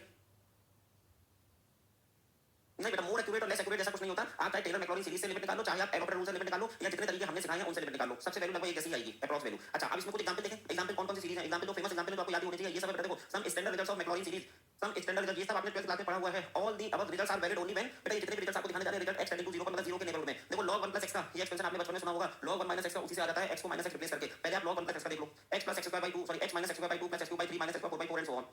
फिर x की जगह माइनस x रखो तो व्हाइट मार्कर से देखो log 1 x का एक्सपेंशन आ गया। फिर हमने कहा a to the power x का एक्सपेंशन बताओ, a to the power x का, ठीक है। x बराबर 100 क्यों पुट करोगे बेटा, x बराबर 0.001 पुट करोगे, 0 के नेबरहुड में है आयुष, तो बेटा 0 के नेबरहुड में वैल्यू चाहिए था 0.001, या फिर नेगेटिव में माइनस करके जो वैल्यू होती है वो सब पुट करेंगे, माइनस 0.001। ऐसे 0 के आसपास की वैल्यू अब 100 लिखना है, 100 थोड़ी लिखना है, तो फिर आप 100 के नेबरहुड में एक्सपेंड करिए, वो टेलर सीरीज हो जाएगी 100 के नेबरहुड में। फिर यहां पे क्या a to the power x का एक्सपेंशन, ये रहा देखो 1 plus x into log a bc plus x power factor 2 into log a bc का whole square and so on. बेटा इसी में ये जो एक्सपोनेंशियल फंक्शन है a to the power x इसका पर्टिकुलर केस है, e की पावर x, यही अभी व्हाइट मार्कर से हमने उस स्लाइड में लिखा था। फिर ऐसे ही sin x का एक्सपेंशन, बेटा ये रहा देखो लिखा हुआ था। और sin x के बेसिस पर अगर मैं हाइपरबोलिक sin x बोलूं तो उसका बेसिस कुछ नहीं है, sin x अलग फंक्शन है, हाइपरबोलिक sin x एक अलग फंक्शन है। तो हाइपरबोलिक sin x के लिए मैक्लॉरिन सीरीज सामने दिख रही है, बस ये है कि इसमें प्लस माइनस होते हैं, बेटा इसमें सारे प्लस हो जाते हैं, सीरीज एक जैसी है बट वो सारे प्लस हो जाते हैं उसमें। अच्छा लेकिन बेटा ये सब अगर आपको याद नहीं है तो इनको प्रूव कैसे करोगे, बताओ। अगर इनमें से ये सब ऐसे तो ये याद होने चाहिए, 11th क्लास से पढ़ते चले आ रहे हो, लेकिन नहीं याद तो कैसे प्रूव करोगे मैक्लॉरिन सीरीज के स्टैंडर्ड रिजल्ट से। अभी इनमें से किसी एक का प्रूफ हम करा देंगे, किसी एक का करा देंगे, बाकी आप ऐसे कर लोगे। बेटा जैसे ये तो मैंने e की पावर x लिखा गेट में, वो तो e की पावर x गेट में आया हुआ क्वेश्चन है, ठीक है। और ये वाला देखो sin x, यहां पे मैंने 3 टिक लगा दिए। ये 3 टिक का मतलब क्या है, 3 टिक का मतलब कि 3 बार आया है। e की पावर x का एक्सपेंशन तो एक बार आया, और sin x का एक्सपेंशन 3 बार आया है एग्जाम में अलग-अलग ब्रांचेस में, ठीक है। दिमाग में बैठाइए सारे रिजल्ट। अच्छा हाइपरबोलिक sin x क्या होता है सर, हाइपरबोलिक sin x क्या होता है, उसका सीरीज एक्सपेंशन तो ये रहा, लेकिन कोई फंक्शन का कोई मतलब भी तो होता होगा, ये है बेटा उसका मतलब e to the power x और माइनस q का माइनस x डिवाइडेड बाय 2, इस ये जो फंक्शन आता है इसका नाम रखा गया है हाइपरबोलिक sin x। इस फंक्शन का नाम हाइपरबोलिक sin x रखा गया है। बेटा दिमाग में बैठा जल्दी से, फिर हम अभी और फार्मूले दिखाते हैं इसमें। चलो बाद में घर पे बताते रहना, बढ़ जाऊं आगे, नोट तो बन गया आपके लिए। लाइए अगला फार्मूला देखो, ये देखो ये रहा सामने cos x का मैक्लॉरिन सीरीज एक्सपेंशन को लिखा है सामने, प्लस माइनस क्यों 1 x का factor 2 plus 4 factor 4 and so on. जब मैं हाइपरबोलिक cos x का पूछता हूं तो बेटा इसी सीरीज से याद करने की ट्रिक है कि सारे प्लस कर दो तो हाइपरबोलिक sin x आ जाता है। दोनों अलग-अलग फंक्शन है, ध्यान रखना, वो अलग फंक्शन है, वो अलग फंक्शन है, सीरीज भी अलग लिख रही है। लेकिन सर हाइपरबोलिक cos x क्या होता है बेटा, यही देखो इसमें प्लस साइन लग जाएगा तो हाइपरबोलिक cos x, तो यहां माइनस साइन लगा होता है तो हाइपरबोलिक sin x बोला जाता है। मतलब इस एक्सप्रेशन का नाम हाइपरबोलिक cos x लिखा गया है। है, और यही जब माइनस लगा हुआ था तो इस एक्सप्रेशन का नाम हाइपरबोलिक sin x रखा हुआ था। ऐसे ही 10x का मैक्लॉरिन सीरीज एक्सपेंशन, ये देखो 10x का Maclaurin series expansion x + x³ / 3 + 2 / 15 x / 5 and so on, इस तरह से चलता है 10x का। देखो यहां मैंने लिखा प्रूव करो, इसे होमवर्क में है, चलो इसको भी करा देते हैं, जब भी किसी ब्रांच में पढ़ाया होगा तो वहां होमवर्क में दिया होगा। फिलहाल अभी होमवर्क छोड़ो, ये फॉर्मूले हैं, इसको भी प्रूव कर लेंगे अगर आप चाहोगे तो, या कोई क्वेश्चन कर लेंगे प्रूफ। तो बेटा ये कुछ स्टैंडर्ड रिजल्ट्स जो आपको याद ही होने चाहिए क्वेश्चन करते समय, ठीक। अब क्या सर ये हाइपरबोलिक साइनस और हाइपरबोलिक कॉसेक्स क्या होता है, वो ये रहा, देखो इस एक्सप्रेशन को हाइपरबोलिक साइनस लिखा गया, इस एक्सप्रेशन को हाइपरबोलिक कॉसेक्स लिखा गया। अब मैं पूछूं आपसे डिफरेंशिएशन, बेटा sin x का डिफरेंशिएशन और sin x का इंटीग्रेशन सेम होता है कि अलग-अलग होता है? sin x का डिफरेंशिएशन और sin x का इंटीग्रेशन सर अलग-अलग होता है, sin x का डिफरेंशिएशन sin x का इंटीग्रेशन अलग-अलग होता है, लेकिन हाइपरबोलिक sin x का डिफरेंशिएशन और हाइपरबोलिक sin x का इंटीग्रेशन सेम होता है। देखो हाइपरबोलिक sin x का डिफरेंशिएशन इंटीग्रेशन सेम होता है, जो कि हाइपरबोलिक कॉसेक्स आता है। ऐसे ही पूछते हैं कि हाइपरबोलिक cos x का डिफरेंशिएशन और cos x का इंटीग्रेशन सेम होता है कि अलग-अलग? सर अलग-अलग होता है, cos x का डिफरेंशिएशन अलग है और cos x का इंटीग्रेशन अलग है, लेकिन बेटा हाइपरबोलिक cos x का डिफरेंशिएशन करो और हाइपरबोलिक cos x का इंटीग्रेशन करो, ये सेम है, जो कि हाइपरबोलिक sin x ही है बस। एक्चुअली ये सब ऐसी चीजें ना जो बेसिक 11 12 की चीजें जो पता होनी चाहिए, कहां कैसे यूज हो जाएंगी कोई गारंटी नहीं है, कहीं भी यूज हो सकती है। अच्छा एक और चीज है, hyperbolic cos x hyperbolic sin x के ग्राफ हमको नहीं पता, सर थोड़ा सा ग्राफ पता चल जाता तो दिख रहा है सब कुछ बना हुआ, ये बेटा इसका जब आप ग्राफ प्लॉट करोगे तो ध्यान रखना हाइपरबोलिक cos x ग्राफ ये रहा, हालांकि cos x ग्राफ कुछ और ही है, ये है हाइपरबोलिक cos x ग्राफ। ऐसे ही कोई हाइपरबोलिक sin x ग्राफ बना दो तो ये रहा हाइपरबोलिक sin x ग्राफ, ये y = x³ टाइप का है कुछ है ना, लेकिन उसे लिंक मत बनाओ और दिमाग में रखिए, बेटा दिमाग में बैठाइए सब चीजें क्योंकि क्वेश्चंस में यूज होना है, और ये विजय बैच है इसलिए हम ऐसा स्लाइड दिखा दे रहे हैं सब। अगर आपका पराक्रम फ्रेश होता तो लिख लिख के करा के एक एक करके सब सारी चीजें मैसेज डालिए। अभी तक की चीजें क्लियर है तो अगले पन्ने पे जाएं, अभी क्वेश्चन आएंगे, बहुत सारे अलग अलग टाइप के क्वेश्चन आएंगे।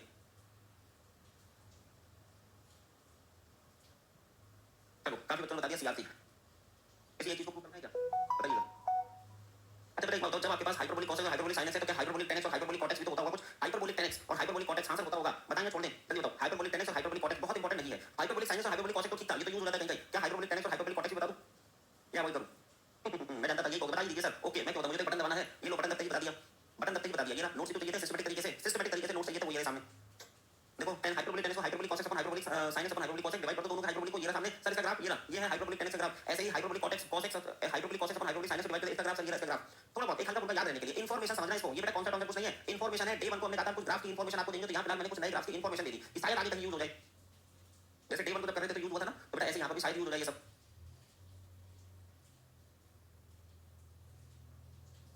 अब इतनी बड़ी बातें ना करो भाई, उतनी बातें करेंगे जितना हमारे लिए जरूरी है। चलो इसका यूज पता नहीं होना भी बेटा, इनमें से किसी एक को प्रूफ करें, किसी भी एक को प्रूफ, इसका प्रूफ करते हैं। लो 10x वाला प्रूफ करना हमें ज्यादा सही लगता है, इसको प्रूफ कर लेते हैं 10x को, क्योंकि बाकी सबको आपने सुना हुआ है।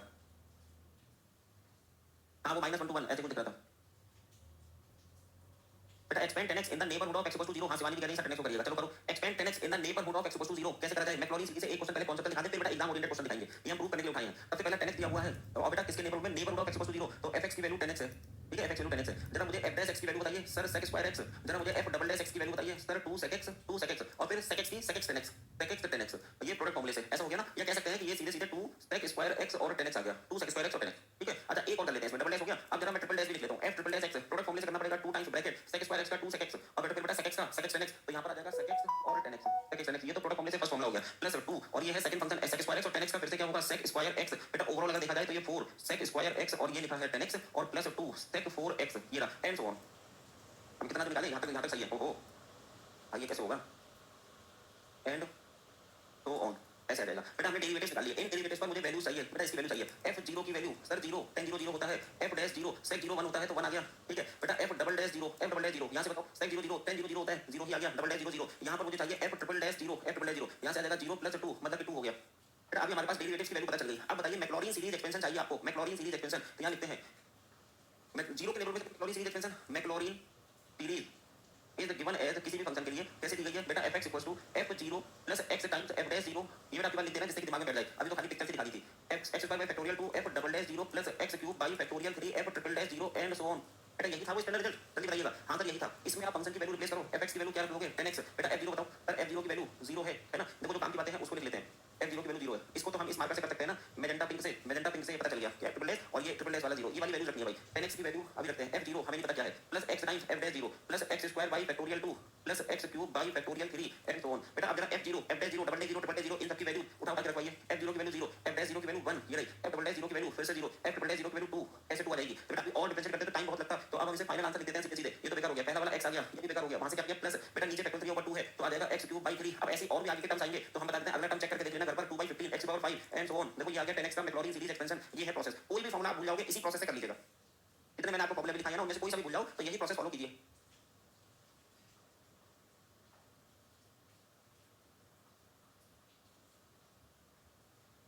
मैक्लॉरिन सीरीज कॉन्सेप्ट के पॉइंट ऑफ व्यू से हमने बता दिया। अब हम इसके कुछ एग्जाम ओरिएंटेड क्वेश्चन करते हैं, है ना, एग्जाम से रिलेटेड क्वेश्चन जो एग्जाम में बनाए जा सकते हैं या जो आ सकते हैं। बेटा क्लास में पानी का सहारा है बस। टाइपिंग एरर 3 फैक्टोरियल, कौन है बच्चा? अभी घोष, चलो ये देखें टाइपिंग एरर 3 फैक्टोरियल, देखें जरा टाइपिंग एरर 3 फैक्टोरियल, ये देखो मतलब टाइपिंग एरर हो गया तो मतलब की बात, मतलब ये सब चीज हमने आपको बता दिया कि हर समय होगा। बेटा यहाँ देखो फैक्टोरियल 3 था, ये 2 था, ये 6 है, वो 2 है, 2 3 का 6 होता है, इसलिए फैक्टोरियल 3 की जगह 3 रह जाएगा। देखा टाइपिंग एरर हर समय नहीं होता है। अभी घोष देखो ये कॉलम उतना भी होना चाहिए ऐसे, हाँ अब ठीक है, अब ठीक है, थोड़ा कॉन्फिडेंस करना चाहिए ना। ये देखो टाइपिंग एरर नहीं था वो, देखो ऐसे छाती चौड़ी करके। अभी घोष तुम कॉलर तो तुम्हारा तुम क्या करो, हमने तो कॉलर उल्टा करा, आप नहीं सॉरी कुछ नहीं यार, तब होनी चाहिए क्लास में, हमने तो कॉलर उल्टा करा, आप क्या करो ऐसे करना, आपने ऐसे कॉलर आप एक और बार मोड़ लो और अंदर कैसे करोगे, जैसे जब बार-बार की शॉप पे जाते हो तो ये कॉलर अंदर मोड़ के कपड़ा बांधता है ना, बस वो वाला काम कर लो, थोड़ी देर फिर सही कर लेना। थर्ड डेरिवेटिव ऑफ 10x, अच्छा typing error of third derivative of 10x sigma movement. हां देखिए भैया ये कौन बच्चा है, ध्रुव प्रजापति कह रहे हैं typing error third derivative of 10x, ये रहा थर्ड डेरिवेटिव, चेक करते हैं यहां पे सेकंड डेरिवेटिव आया 2 sec square x और 10x, बेटा 2 first function sorry second function into derivative of first function sec square x का डेरिवेटिव 2 sec x और sec x का sec x 10x, बेटा ये तो सही है, plus first function into derivative of second 10x का डेरिवेटिव sec square x, बेटा ये मिला करके 2 2 4, ये क्या हुआ भाई करना पड़ेगा सीधे। हां 2 2 4 sec square x और ये 10x, अब बेटा 2 और sec square x के बाद 4x, बेटा सही तो है। जब हमने f 0 लिखा तो tan 0 0 हो गई, sec 0 1 हो गया, तो ये 2 ही रह जाएगा, सब कुछ ठीक है।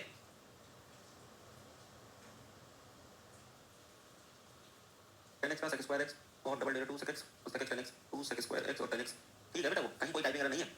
तो कह रहे सर tan square x, ये कहां है tan square x बताओ, यहां नहीं है, ये खाली tan x आ रहा है, ये देखो ये tan x ही तो है, ये tan x है, तो ये 2 sec x multiply sec square x, भाई देखो तो भाई सही बच्चे ध्रुव प्रजापति कह रहे हैं सर tan square x आएगा, हमारे साथ तो वो tan x है, tan square x आता है लिख रहा,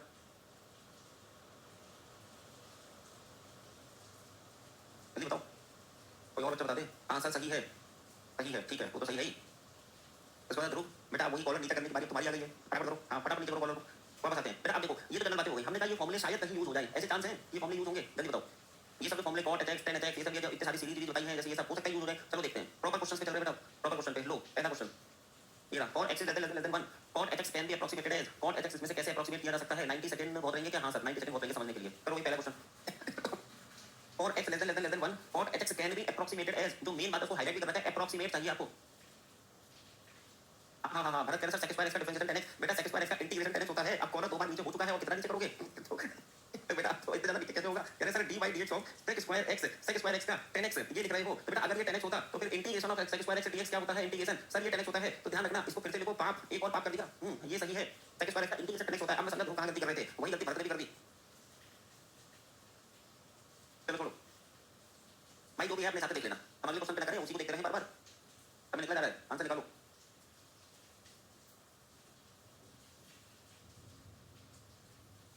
sec x का तो sec x tan x होता ही है। आप पहले इस क्वेश्चन को कर लें फिर आगे बढ़ेंगे। भरत और ध्रुव बेटा जो सपाट थोड़ा बहुत हमारी तफरीक करने की आदत है, उस बात को थोड़ा सीरियस नोट पे डिस्कशन कर लेंगे कि कहां क्या गड़बड़ हो रहा है। फिलहाल इसका आंसर देने की कोशिश करिए। x is less than 1 तो cot x can be approximated as, cot x देखो पोल खत्म हो गया, ट्राई करते हैं पहले आंसर करने से पहले ट्राई किया जाए। बेटा सबसे पहली बात ये जो लिखा है इसका क्या मतलब है? x is very very less than 1, यहां लिखा है x is very very और 3 बार very, मतलब एक अंदाजे very very very less than 1, so we can take x is very small, और बेटा x is very small का मतलब क्या होता है? x is very small इसका मतलब है कि x lies in the neighborhood of 0 और x is tending to 0, मतलब ये कंफर्म हो गया कि x बहुत छोटा है, x tending to 0 है। And Maclaurin series expansion of cot hx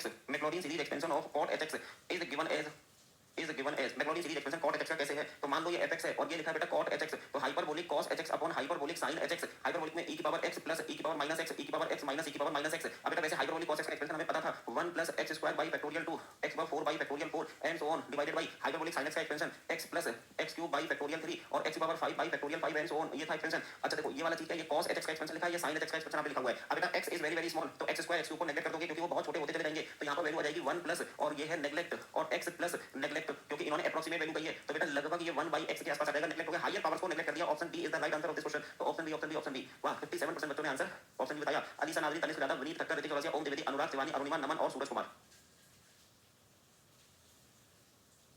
देखो अब हमने कहा था ना शायद कहीं यूज हो जाए, तो हाइपर cot hx जो है सर x टेंड्स टू 0 कैसे हुआ, एक बार और एक्सप्लेन कर दीजिएगा। हाँ क्या नाम है इसका, अनिरुद्धा साहा। बेटा देखो जब लिखा है x less than 1 इसका क्या मतलब है कि x बहुत बहुत बहुत छोटा है 1 से, जब 1 से बहुत छोटा क्या होता है, 1 से बहुत छोटा होता क्या है, कॉमन सेंस सोचो, हमने कहा था मैथमेटिक्स में कॉमन सेंस हमेशा चलेगा। x is very very less than 1 इसका क्या मतलब है कि x इज वेरी स्मॉल। बेटा x 1 से बहुत छोटा, तो कोई आपसे कहे कि मैं आपको 0.1 रुपए दूंगा, तो 0.1 रुपए मतलब मैंने बहुत कम पैसे दिए, 1 रुपए दिया तो सब लोग बहुत कुछ दे दिया, मैं तो 0.1 रुपए दे रहा हूं आपको, तो आप बहुत छोटे पैसे दे रहे हो, तो वही चीज है x इज वेरी स्मॉल। अब वेरी स्मॉल को हम जानते हैं मैथमेटिक्स में, हम लोगों ने line in the neighbourhood of 0 लिखा हुआ है, जब छोटे का क्या मतलब है कि 0 के आसपास कुछ होगा, क्योंकि 0 तो सबसे छोटा नंबर है, तो बेटा 0 का हम लिख सकते हैं टेंडिंग टू 0, मतलब उस स्टेटमेंट का दूसरा मीनिंग ये था। और जब लिखा x is tending to 0 so we can neglect the higher powers of x, जैसे 0.1 है x, तो बेटा 0.1 का स्क्वायर और छोटा हो गया, 0.1 का क्यूब और छोटा हो गया, मतलब नेगलेक्ट करना पॉसिबल है, तो हायर पावर्स को नेगलेक्ट कर दिया और कह भी रहे थे कि लगभग आंसर बताना, लगभग आंसर 1/x के आसपास है। क्वेश्चन जैसा डिजाइन हुआ उसी हिसाब से आंसर रखा।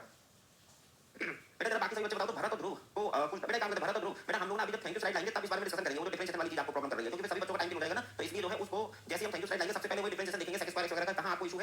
हमारे यहाँ कोई गलती होगी तो उसको क्रॉस चेक करेंगे। अभी ना टाइम वेस्ट किया जाए, अभी फ्रेश क्वेश्चन किया जाए। अगला चलो, ये तो थोड़ा टेढ़ा क्वेश्चन दिया मैंने, थोड़ा हल्का क्वेश्चन रख लो भाई। ये लो, इस क्वेश्चन को बताओ तो p by q, लो देखो ये p by q ये है the Taylor series expansion of 3 sin x plus 2 cos x, 3 sin x plus 2 cos x का टेलर सीरीज एक्सपेंशन। अभी तक टेलर सीरीज तो मैंने पढ़ाई नहीं और फिर भी आपसे टेलर सीरीज पूछ लिया सर इक्वल x का एक्सपेंशन यूज करके नहीं सॉल्व कर सकते? नहीं, जान की ना बेटा आंसर मैंने बोल दिया नहीं कर सकते। आपने नहीं कर सकते, मैंने नहीं कर सकते क्योंकि आपको cot h दिया हुआ है, cot h के अंदर बेटा e power x भी है, e power minus x भी है, hyperbolic cos x, hyperbolic sin x सबको यूज करेंगे। फिलहाल टेलर सीरीज हमने पढ़ाया नहीं, फिर भी टेलर सीरीज का क्वेश्चन क्यों पूछ लिया? क्योंकि बेटा आपको आंसर में इंक्रीजिंग पावर्स ऑफ x दी गई है। अब मुझे बताओ इंक्रीजिंग पावर्स ऑफ x आपको किस सीरीज में मिलती है? नहीं बाय डिफॉल्ट नहीं, आयुष बाय डिफॉल्ट आप नेबरहुड ऑफ जीरो नहीं लोगे बेटा। पहले मैं बता दूं Maclaurin series is a particular case of Taylor series. Maclaurin series Taylor series का पर्टिकुलर केस है। तो फिलहाल अगर टेलर सीरीज लिखा तो गलत नहीं है, लेकिन जीरो के नेबरहुड में है। क्यों? क्योंकि इंक्रीजिंग पावर्स ऑफ x में आंसर डिजाइन कर रखे हैं। इसका मतलब ये चाहते हैं कि हम मैक्लॉरिन सीरीज एक्सपेंशन करें। ये इनडायरेक्टली आपको हिंट किया जा रहा है। चलो बताओ क्या किया जाए? डायरेक्ट स्टैंडर्ड रिजल्ट लिखो, कौन इस फार्मूले से करेगा? 90 सेकंड ज्यादा है बेटा, 90 सेकंड। अब चलो दे देते हैं 90 सेकंड। क्या बता रहा है? ऑप्शन देख के पता चला कि ये जीरो के नेबरहुड में एक्सपेंशन चाहते हैं because in each and every option you are getting the increasing powers of x, 3 sin x plus 2 cos x। we will expand fx in the neighborhood of x equals to 0, that is चलो fx equals to 3 sin x plus 2 cos x, 3 sin x plus 2 cos x। तो बेटा 3 और sin x की value x minus x cube by factorial 3 plus 5 by factorial 5। अब आपको याद भी होना चाहिए फॉर्मूले ये, इसीलिए वो सब स्टैंडर्ड रिजल्ट की तरह दिखाए गए हैं कि ऐसे यूज होगा। और x की power 4 by factorial 4, 6 by factorial 6 and so on। बेटा रिअरेंज करके सोचो भाई कितना आएगा आंसर। तो fx equals to अब तो आपको केवल कोफिशिएंट्स को लाइक कोफिशिएंट्स को देखना है और आंसर बताना है। 90 सेकंड को लगता है ज्यादा ही हो गया। चलो कोई बात नहीं, मौका सबको मिलना चाहिए। सामने चल जाओ वरना कहीं सर ऑप्शन नहीं दिख रहे हमें। बेटा हम स्क्रीन से ही हट गए, थोड़ा सा मौका है, फटाफट आंसर दे सकते हो तो दे दो। देखो यहाँ 3 यहाँ खाली 2 आएगा 2, तो पहले मैंने 2 लिखा था, फिर उसके बाद x आएगा प्लस 3x 2 प्लस 3x। तो बेटा 2 प्लस 3x आ गया, ये माइनस 3x कट गया, माइनस 3x कट गया, 2 प्लस 3x। फिर आएगा x स्क्वायर वाला, तो माइनस x स्क्वायर आएगा, 2 कट गया, माइनस x स्क्वायर, ये प्लस x स्क्वायर कट गया। ऑप्शन ए बचा, लो ये आंसर। मतलब आप ऐसे लिख देते हैं minus x cube by 2 and so on. Option A is the right answer, option A, option A. 64% बच्चे, जबकि बेटा 90 सेकंड का मौका भी दिया गया। सूरज कुमार, आदित्य, देवराज, ध्रुव, अलीसा, अनुराग, समिता, अंकित, ऋतिक और अरुणिमा।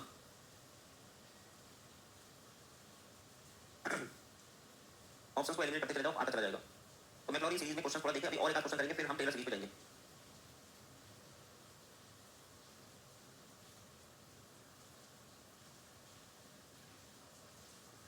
कोई तड़कता भड़कता क्वेश्चन दे दो, तड़कता भड़कता क्वेश्चन लो बेटा, खतरनाक सा क्वेश्चन है, दे दो। लो ये रहा question, consider the differential equation. CS branch के बच्चे कहेंगे कि सर हमारे सिलेबस में तो डिफरेंशियल इक्वेशन नहीं है, तो हमको डिफरेंशियल इक्वेशन का क्वेश्चन क्यों कराया जा रहा है? मेरी मर्जी, गोविंदा का गाना आया था, मैं चाहे ये करूं, मैं चाहे वो करूं, मेरी मर्जी, एक ऐसा गाना था ना, तो वही चीज है बेटा। इसका डिफरेंशियल इक्वेशन सिलेबस में नहीं है, फिर भी आप डिफरेंशियल इक्वेशन का क्वेश्चन क्यों करा रहे हो? तो बता दो दिया मेरी मर्जी, मेरा मन हो रहा है इसलिए करा रहा हूं। अब आप डिसाइड करो कि आपके सिलेबस का क्वेश्चन है कि सिलेबस से बाहर का क्वेश्चन है। पहले तो ये डिसाइड कर लो। Consider the differential equation dy by dx equals to x square y minus 1, y0 equals to 1, then value of y at x equals to 0.1, y की वैल्यू x equals to 0.1 पे चाहिए। लाइए हम पोल लगा देते हैं। Sir out of the syllabus question हम करेंगे नहीं, पोल क्यों लगा रहे हो? आपकी मर्जी, करो चाहे ना करो। 120 सेकंड बहुत है, 2 मिनट। हाँ 2 मिनट से ज्यादा क्या देना है, 2 मिनट बहुत है, बातें भी तो हो गई थी देर। दिमाग लगाइए, एक बढ़िया सा क्वेश्चन भी तो होना चाहिए था, इसलिए रखा है। dy by dx equals to x square y minus 1, y0 की वैल्यू 1 है, then value of y at x equals to 0.1।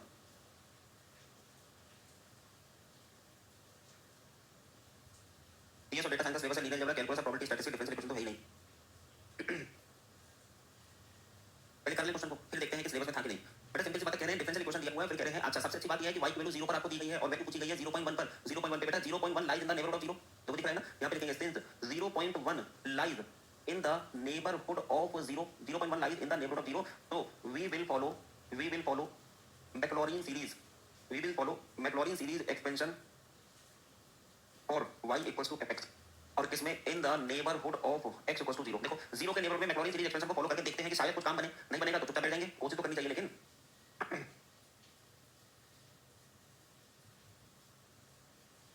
Ji 0.1 lies in the neighbourhood of 0, so we will follow Maclaurin series expansion for y equals to fx in the neighbourhood of x equals to 0। चलो उसके पहले हमको जानकारियां इकट्ठी कर लेते हैं। जानकारी क्या है? सबसे पहले तो बेटा ये बताओ, मान लो y बराबर fx है, y बराबर fx है, तो मुझे यहां बताइए y की वैल्यू 0 का मतलब f ऑफ 0 क्या दिया हुआ है? आंसर दिया हुआ है 1, ये दिया हुआ है 1 दिया हुआ है, ठीक है, पहली चीज पता चल गई। अब मुझे अगली चीज बताइए, f डैश 0 की वैल्यू कहां से आएगी? सर यहां से आएगी dy by dx से, तो x square y minus 1 at x equals to 0, ये तो आएगी। देखो x equals to 0 पर, अब आप x equals to 0 रख दोगे, 0 into बेटा y की वैल्यू क्या थी? y की वैल्यू 0 पर 1 थी और माइनस 1, तो सब मिला के ये माइनस 1 आ गया, तो f 0 आपके पास है, f डैश 0 आपके पास है। अब आप करोगे अगला काम, f डबल डैश x निकालते हैं, तो बेटा f डबल डैश x का मतलब d2y over dx2। इस फॉर्मूले में ये जो दिया हुआ है इसमें d2y by dx2 हमें चेक करना है, प्रोडक्ट फॉर्मूला लगाएंगे बेटा, first function into derivative of second function, ठीक है, और plus second function into derivative of first function, ये हमने कर दिया। लेकिन अभी dy by dx भी तो है, तो dy by dx की वैल्यू इसमें रख दी जाए, तो d2 by dx2 आपको मिलने लगेगा x square what about dy by dx? फिर से लिखो, ये है dy by dx और minus 2xy, I think it is plus 2xy। बेटा dy by dx की वैल्यू देखो, तो dy by dx की वैल्यू ये रही x स्क्वायर y माइनस 1। इसको थोड़ा और सॉल्व कर देते हैं जिससे कि थोड़ा सा इजी हो जाए, फिर वैल्यू निकालेंगे। हाँ जी, अब बताओ यहाँ पर डबल डेरिवेटिव की वैल्यू यहाँ है x to the power 4y, x power 4y minus x square और प्लस 2xy। बेटा ये 2xy, अब ये वैल्यू हमें कहाँ चाहिए? ये आपने निकाला है f डबल डैश x पर। बेटा इसको देख करके बताओ f डबल डैश 0 पर वैल्यू, f डबल डैश 0, यहाँ पर 0 रखो, यहाँ 0 रखो, यहाँ 0 रखो। बेटा ये सब तो 0 ही हो गया। लो बेटा जब तक 0 है इसका मतलब अभी हमें ट्रिपल डेरिवेटिव निकालना पड़ेगा। थोड़ा लेंदी तो हो रहा है, होने दो, लेकिन अभी तो मजा भी आएगा। अब ट्रिपल डेरिवेटिव x, बेटा इसका डिफरेंशिएशन करने जा रहे हैं। ये जो ट्रिपल डेरिवेटिव आपने निकाला था,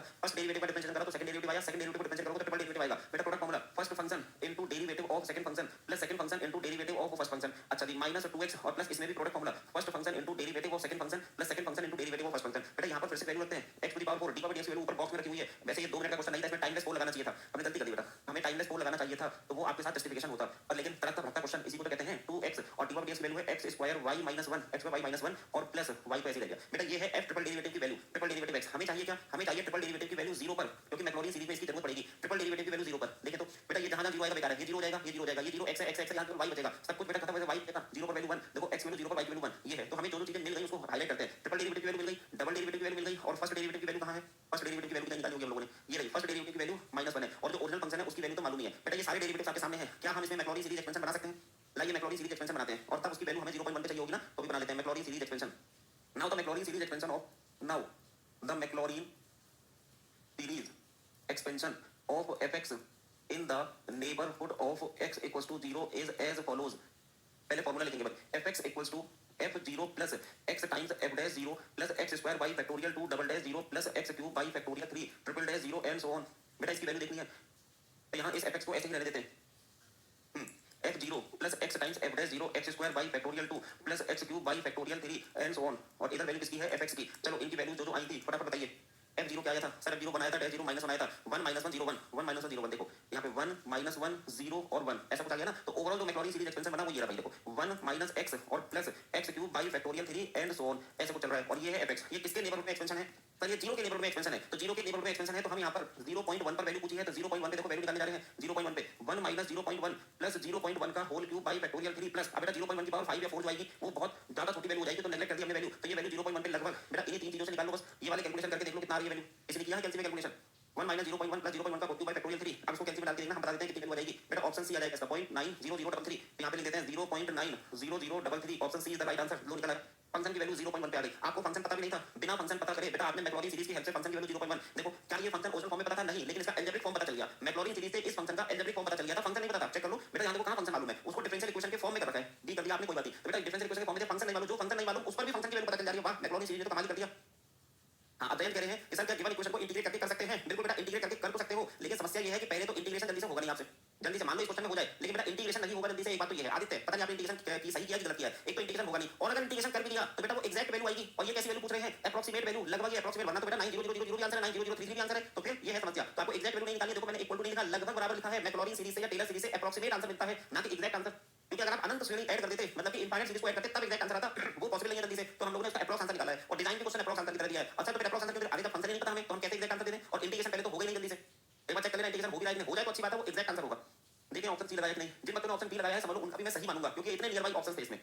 चलो 38% 34% इन बच्चों को तो मामला ठीक है भाई, यहाँ गड़बड़ हो गया थोड़ा सा, ए और डी वालों ने जो लगा दिया। अंकित, क्या नाम है इसका? पता नहीं क्या नाम है भाई, पुराक्यस्था, अंकित पुराक्यस्था, ओके। शिवानी, चंदन, आदित्य, विवेक, हिताक्षी, सूरज, विवेक, प्रखर और ओम द्विवेदी। ईमानदारी से बता रहा हूँ, ये जो 10 बच्चों जिनका नाम आया है, इनमें से कम 4 या 5 बच्चों ने तुक्का लगाया है। तुक्का लगाया है, हम जानते हैं। देखा जयेंद्र ने बोल दिया सर इंटीग्रेशन नहीं आ रहा है। हाँ तो इंटीग्रेशन ही तो पॉसिबल नहीं है बेटा, डिफरेंशिएशन आप हर फंक्शन का कर सकते हो, इंटीग्रेशन जरूरी नहीं है हर फंक्शन का हो जाए। अगर हो जाए तो निकाल लो, लेकिन फिर भी वो एग्जैक्ट आएगा। तुक्का था, मैं जानता था वो तुक्का लगाया है, फंक्शन पता नहीं था तो मैक्लॉरिन सीरीज कर दिया काम। और जिसने 8 सेकंड में आंसर निकाला है अंकित, जिसका नाम भी नहीं पढ़ पा रहा था मैं, उसका तो 100% तुक्का ही था। 8 सेकंड में कैसे हो सकता है क्वेश्चन? और वास्तव में अगर बेटा आपने देख के 8 सेकंड में कर लिया, ईमानदारी बता रहा हूं अंकित बेटा, इधर देखो ऑन सीरियस नोट, अगर आपने इस क्वेश्चन को 8 ही सेकंड में कर दिया था तो भाई आप गलत जगह है, गलत जगह पे बैठो। फिर हमारे पास आपको पढ़ाने के लिए कुछ भी नहीं है, आप ज्यादा बुद्धिमान हो, आप खुद ही पढ़ लो, वो ज्यादा सही रहेगा। आप टाइम वेस्ट कर रहे हो यहाँ पर, अगर आपने 8 सेकंड में आंसर दे दिया तो मैं क्या पढ़ाऊं? मैं तो गिव अप कर रहा हूं कि भैया मैं अंकित को नहीं पढ़ा पाऊंगा। मैं कहता हूं ऑप्शन डी ओम द्विवेदी, बेटा जितने बच्चों ने ऑप्शन बी लगाया उनका भी हम सही मान के चल रहे हैं कि ठीक है, एग्जाम में इतना नियर बाई नहीं होगा जितना नियर बाई मैंने यहाँ पे लिख दिया। बढ़ो आगे बेटा, मैक्लॉरिन सीरीज आपको लगभग कॉन्सेप्ट पॉइंट से क्लियर हो गई, बताइएगा। हाँ तो हो गई। अब अगर जीरो का नेबरहुड ना हो, जीरो के अलावा किसी और फंक्शन का नेबरहुड हो तो क्या किया जाए? है ना, जीरो का नेबरहुड ना हो, जीरो के अलावा किसी और फंक्शन का नेबरहुड है तो क्या किया जाए? तब आपकी टेलर सीरीज, हाँ तब आपकी टेलर सीरीज। हाँ तो वो ऑप्शन अच्छा लगा था इसलिए लगा दिया, हम जानते थे बेटा अंकित। मैंने आपसे कहा था ना कि आपका जो भी डाउट है या जो जनरल डाउट है मैथमेटिकल डाउट 99% मुझे पता है, जनरल डाउट 90% मुझे पता है। आप मुझसे क्या पूछोगे और आपकी जो हरकतें हैं आप सभी बच्चों की वो भी लगभग हमको पता है, लगभग पता है। क्या मतलब वो इस बात का कि आपकी हरकतें भी हमको लगभग पता है। जो एक डायलॉग मारते हैं, बढ़िया सा डायलॉग है, 2 लाइन का सुनिएगा। चेहरे बदल जाते हैं, हरकतें नहीं बदलती। मतलब चेहरे मतलब जब हम ऑफलाइन पढ़ाते थे तो बोलते थे कि चेहरे बदल जाते हैं, हरकतें नहीं बदलती। आपका कोई ना कोई चेहरा होगा ना तो मुझे नहीं दिख रहा, लेकिन चेहरा तो एक चेहरे बदल जाते हैं। अगर आपके सीनियर पुराने बैच में भी यही सब हरकतें बच्चे करते थे, इस समय भी यही कर रहे हैं और आगे भी ऐसा ही करेंगे। आगे जो स्टूडेंट है वो भी यही सब करेंगे। शिवानी के साथ क्योंकि सर भी कभी बैच के स्टूडेंट थे, वो तो बात सही है कि क्योंकि सास भी कभी बहू थी, वो तो बात ठीक है। लेकिन बेटा ज्यादा बड़ी बात यह है कि चेहरे बदल जाते हैं, हरकतें नहीं बदलती। जैसे कि सरकारें बदल जाती हैं, व्यवस्था नहीं बदलती। ये दूसरी लाइन में थोड़ा कटाक्ष है जबरदस्त वाला कि सरकारें बदल जाती हैं, व्यवस्था नहीं बदलती। व्यवस्था बदलनी नहीं चाहिए, व्यवस्था रोड बदल के क्या करोगे? तो वही चीज है, इसलिए पता चल जाता है। हाँ बेटा, अब जब हम 0 के नेबरहुड में ना करके किसी पॉइंट के नेबरहुड में करेंगे, जैसे 3 के नेबरहुड में, 2 के नेबरहुड में, -1 के नेबरहुड में, तो फिर मैक्लॉरिन सीरीज ना होकर के उसको जनरलाइज केस कहते हैं, टेलर सीरीज। उस चीज को टेलर सीरीज कहते हैं। तो टेलर सीरीज में जाने से पहले आपको 3 के नेबरहुड में, 2 के नेबरहुड में जाना है, तो पहले कहने का नेबरहुड की बात को फिर से याद कर लेते हैं, जो हमने डे 1 को मतलब लेक्चर 3 में बताया था। नेबरहुड का मतलब क्या है कि x lies in the neighbourhood of a। ये वाली बात मैंने बोली थी बेटा। इतने सारे प्रेजेंटेशन हैं, x lies in the neighbourhood of a के चेक कर लो। x lies in the neighbourhood of a means x belong to a - s to a + h, फिर है x जो a - s से a + h के बीच में, या फिर mod of x - a लेते हैं, या x is tending to a, या फिर x is about a, है ना। ये सारे प्रेजेंटेशन किसके हैं? नेबरहुड के। x lies in the neighbourhood of a। अगर at लिखा है, x is at a, तो at a का मतलब you are dealing with exact value, और about का मतलब you are dealing with neighbouring values. ये नेबरिंग वैल्यूज है, वो एग्जैक्ट वैल्यू है। अच्छा, इस बात को मैंने प्रूव भी कराया था कहीं। ये mod of x - से लेते हैं बच्चे, यही समझते होते हैं सर इस स्टेटमेंट में ये कैसे निकला। अगर बेटा इसका कंक्लूजन ये आ जाए तो बात सही हो जाएगी। उस चीज का प्रूफ देखो सामने है, कराया था ना। ये लेक्चर 3 में याद आ रहा होगा, ये लेक्चर 3 में कराया था, जैसे प्रूफ भी कराया था, याद दिला दिया कि a के नेबरहुड में। अब टेलर सीरीज क्या है? a के नेबरहुड में टेलर सीरीज लिखनी है बेटा। इंक्रीजिंग पावर्स कितनी मिलेंगी बताओ? ऐसे देखो, बिना टेलर सीरीज देखे बताओ। मैक्लॉरिन सीरीज में you will get the increasing powers of x, while in Taylor series you will get the increasing powers of which one? अगर a के नेबरहुड में कर रहे हैं x = a, तो इंक्रीजिंग पावर्स मिलेंगी कितनी बता सकते हो? शाबाश, आयुष ने सबसे पहले बताया x - a की। ऋतिक, हाँ जी, x - a की इंक्रीजिंग पावर्स मिलेंगी आपको, और वो आपको अप्रॉक्स वैल्यू प्रोवाइड करेगा a के नेबरहुड में। ध्रुव, चंदन, अलीशा सभी ने बता दिया। चलो तो देखो फिर टेलर सीरीज देखने का समय आ गया है। ये है वो टेलर सीरीज, पढ़ लो। कह रहे हैं f(x) is a function if we want, पूरा अच्छे से लिखा है, if we want to expand our function in the neighborhood of a के नेबरहुड में अगर एक्सपेंड करना चाहते हैं, then the expansion is called Taylor series expansion and it is defined as follows। देखो क्या x - a का इंक्रीजिंग पावर्स मिल रही है, चेक कर लो। ये जो बॉक्स में लिखा हुआ है x - a की increasing powers, fx = f of a plus x - a f dash a plus x - a का whole square by factorial two f double dash a and so on। देखो you are getting, तो वही चीज लिखी हुई है कि we are getting the increasing powers of x - a। अच्छी बात है बेटा। this series will provide which value of f(x) in the neighborhood of a, तो which value की जगह लिखा है अंडरलाइन में, तो approx value, this series will provide approx value of f(x)। बेटा ये सब एग्जाम के क्वेश्चन होते हैं, कई बार ऐसे पूछ लेते हैं approx value of f। अच्छा, कोएफिशिएंट अगर चाहिए आपको x - a की पावर n का, जैसे x - a क्यूब का कोएफिशिएंट है ट्रिपल डेरिवेटिव अपॉन फैक्टोरियल 3, तो बेटा x - a raise to power n का कोएफिशिएंट होगा nth derivative upon factorial n, nth derivative upon factorial n। तब बेटा x - a की इंक्रीजिंग पावर्स मिली है। अच्छा, अब दो बातें और हैं इसमें, तीन बातें तो कॉमन थी मैक्लॉरिन जैसी। बेटा अगर आपसे लीनियर अप्रोक्सीमेशन चाहिए, ये कहें कि find the linear approximation of the following function, जो भी फंक्शन है उसका कह रहे हैं लीनियर अप्रोक्सीमेशन बताइए, तो इसका मतलब वो क्वाड्रेटिक फॉर्म में अप्रोक्सीमेशन नहीं चाहिए। तो बेटा यहां तक लीनियर टर्म है, ये क्वाड्रेटिक टर्म है, क्यूबिक टर्म है एंड सो ऑन। तो जब ये आपसे लीनियर अप्रोक्सीमेशन पूछे तो बेटा neglect the second and higher degree terms, second degree term, third degree term, इन सबको नेगलेक्ट कर दो, लीनियर तक रुक जाना। तो ये दो टर्म मिला के आपका लीनियर अप्रोक्सीमेशन बनाते हैं। देखो यही लिखा है, to find the approximate value, approx value of f(x) in linear form. Linear form में अगर अप्रोक्स वैल्यू चाहिए तो करना क्या है, just neglect the second and higher degree terms. पहले दो टर्म ले लेंगे बेटा। इंपॉर्टेंट ये नहीं कि पहले दो टर्म ले लेंगे, इंपॉर्टेंट ये है कि लीनियर फॉर्म वाले टर्म्स तक ले लोगे, क्वाड्रेटिक ऑनवर्ड्स नेगलेक्ट कर दोगे। अच्छा, if they are asking the approx value in quadratic form, बेटा क्वाड्रेटिक अप्रोक्सीमेशन पूछ रहे हो तो क्वाड्रेटिक अप्रोक्सीमेशन, तो आप बेटा क्यूबिक ऑनवर्ड्स को नेगलेक्ट कर देना, यहां तक के टर्म्स ले लेना, ये कहलाएगा आपका क्वाड्रेटिक अप्रोक्सीमेशन। बढ़िया जी। अच्छा, आपने स्ट्रेट लाइन की इक्वेशन तो सुनी होगी ना, equation of straight line passing through the point x1 y1 and x2 y2, y - y1 = y2 - y1 upon x2 - x1 into x - x1। उस स्ट्रेट लाइन की इक्वेशन में और टेलर सीरीज में कोई लिंक है आपस में? बेटा जो स्ट्रेट लाइन की इक्वेशन बचपन में 9th क्लास में सुनते थे, वहां पे वो उसमें और टेलर सीरीज में कोई भी लिंक, एक्चुअली आपने सबसे पहली बार टेलर सीरीज 9th क्लास में पढ़ी थी, बस आपको पता नहीं था कि आप टेलर सीरीज पढ़ रहे हो। 9th क्लास में पहली बार टेलर सीरीज पढ़ी हो, तो नाटक तो कुछ बच्चे 8th क्लास में पढ़ लेते हैं इक्वेशन ऑफ स्ट्रेट लाइन। चलो दिखाते हैं कैसे, देखना जरा। देखो जनरल सेंस में देखते हैं, मान लो ये पॉइंट है x1 y1 और ये है x2 y2, तो बेटा इस इक्वेशन, इस स्ट्रेट लाइन की इक्वेशन क्या होगी? AB लाइन की इक्वेशन बता सकते हो sir, y - y1 = y2 - y1 upon x2 - x1 और x - x1, ये तो है x2 - x1 और x - x1, मान सकते हैं इतना? सर मान ही लो, ठीक है। अच्छा, इसको थोड़ा सा रीअरेंज कर दें, थोड़ा सा रीअरेंज।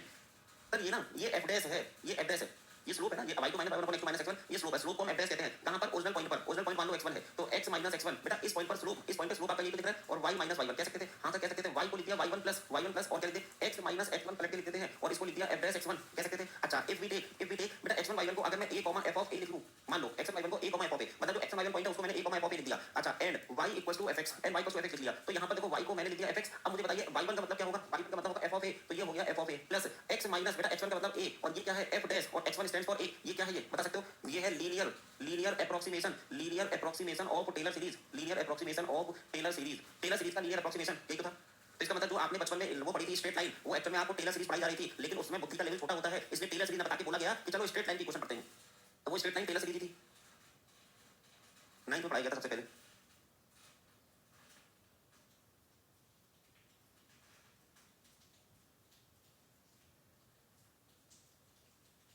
चलो ये तो 9th में पढ़ाया गया। एक बार बताना मुझे, सबसे पहला सब्जेक्ट आपने जो पढ़ा जीवन में वो क्या पढ़ा? इंग्लिश पढ़ी, हिंदी पढ़ी, ड्राइंग पढ़ी, मैथमेटिक्स पढ़ी, साइंस पढ़ी, फिजिक्स पढ़ी, केमिस्ट्री पढ़ी, क्या पढ़ी? पहली चीज आर्ट्स, ड्राइंग मतलब आर्ट्स, ड्राइंग करना सीखे थे आप सबसे पहले, या फिर आप अल्फाबेट सीखे थे, एबीसीडी सीखे थे, या 1 2 3 4 सीखे थे, है ना, नंबर को रिकॉग्नाइज करना सीखे थे। पहली चीज जो आपने जीवन में सीखी, सबसे पहली चीज जो पढ़ी आपने, सीखी, जो पढ़ना शुरू करा, वो किस चीज से? मैथ से, फिजिक्स से, आर्ट्स मतलब ड्राइंग से, किस चीज से सीखी थी? Drawing, ABC. हां ठीक है, एबीसीडी का ड्राइंग करना सीखा था, सही है, काउंट करना सीखा था। चलो ठीक है, ये कुछ बातें आप कह रहे हो ना, वो कह रहे लैंग्वेज सीखी थी आपने, ठीक है, सारी चीजें। अब हम बता देते हैं बेटा, जो आपने सबसे पहले जीवन में सीखना शुरू करा वो मैथमेटिक्स था।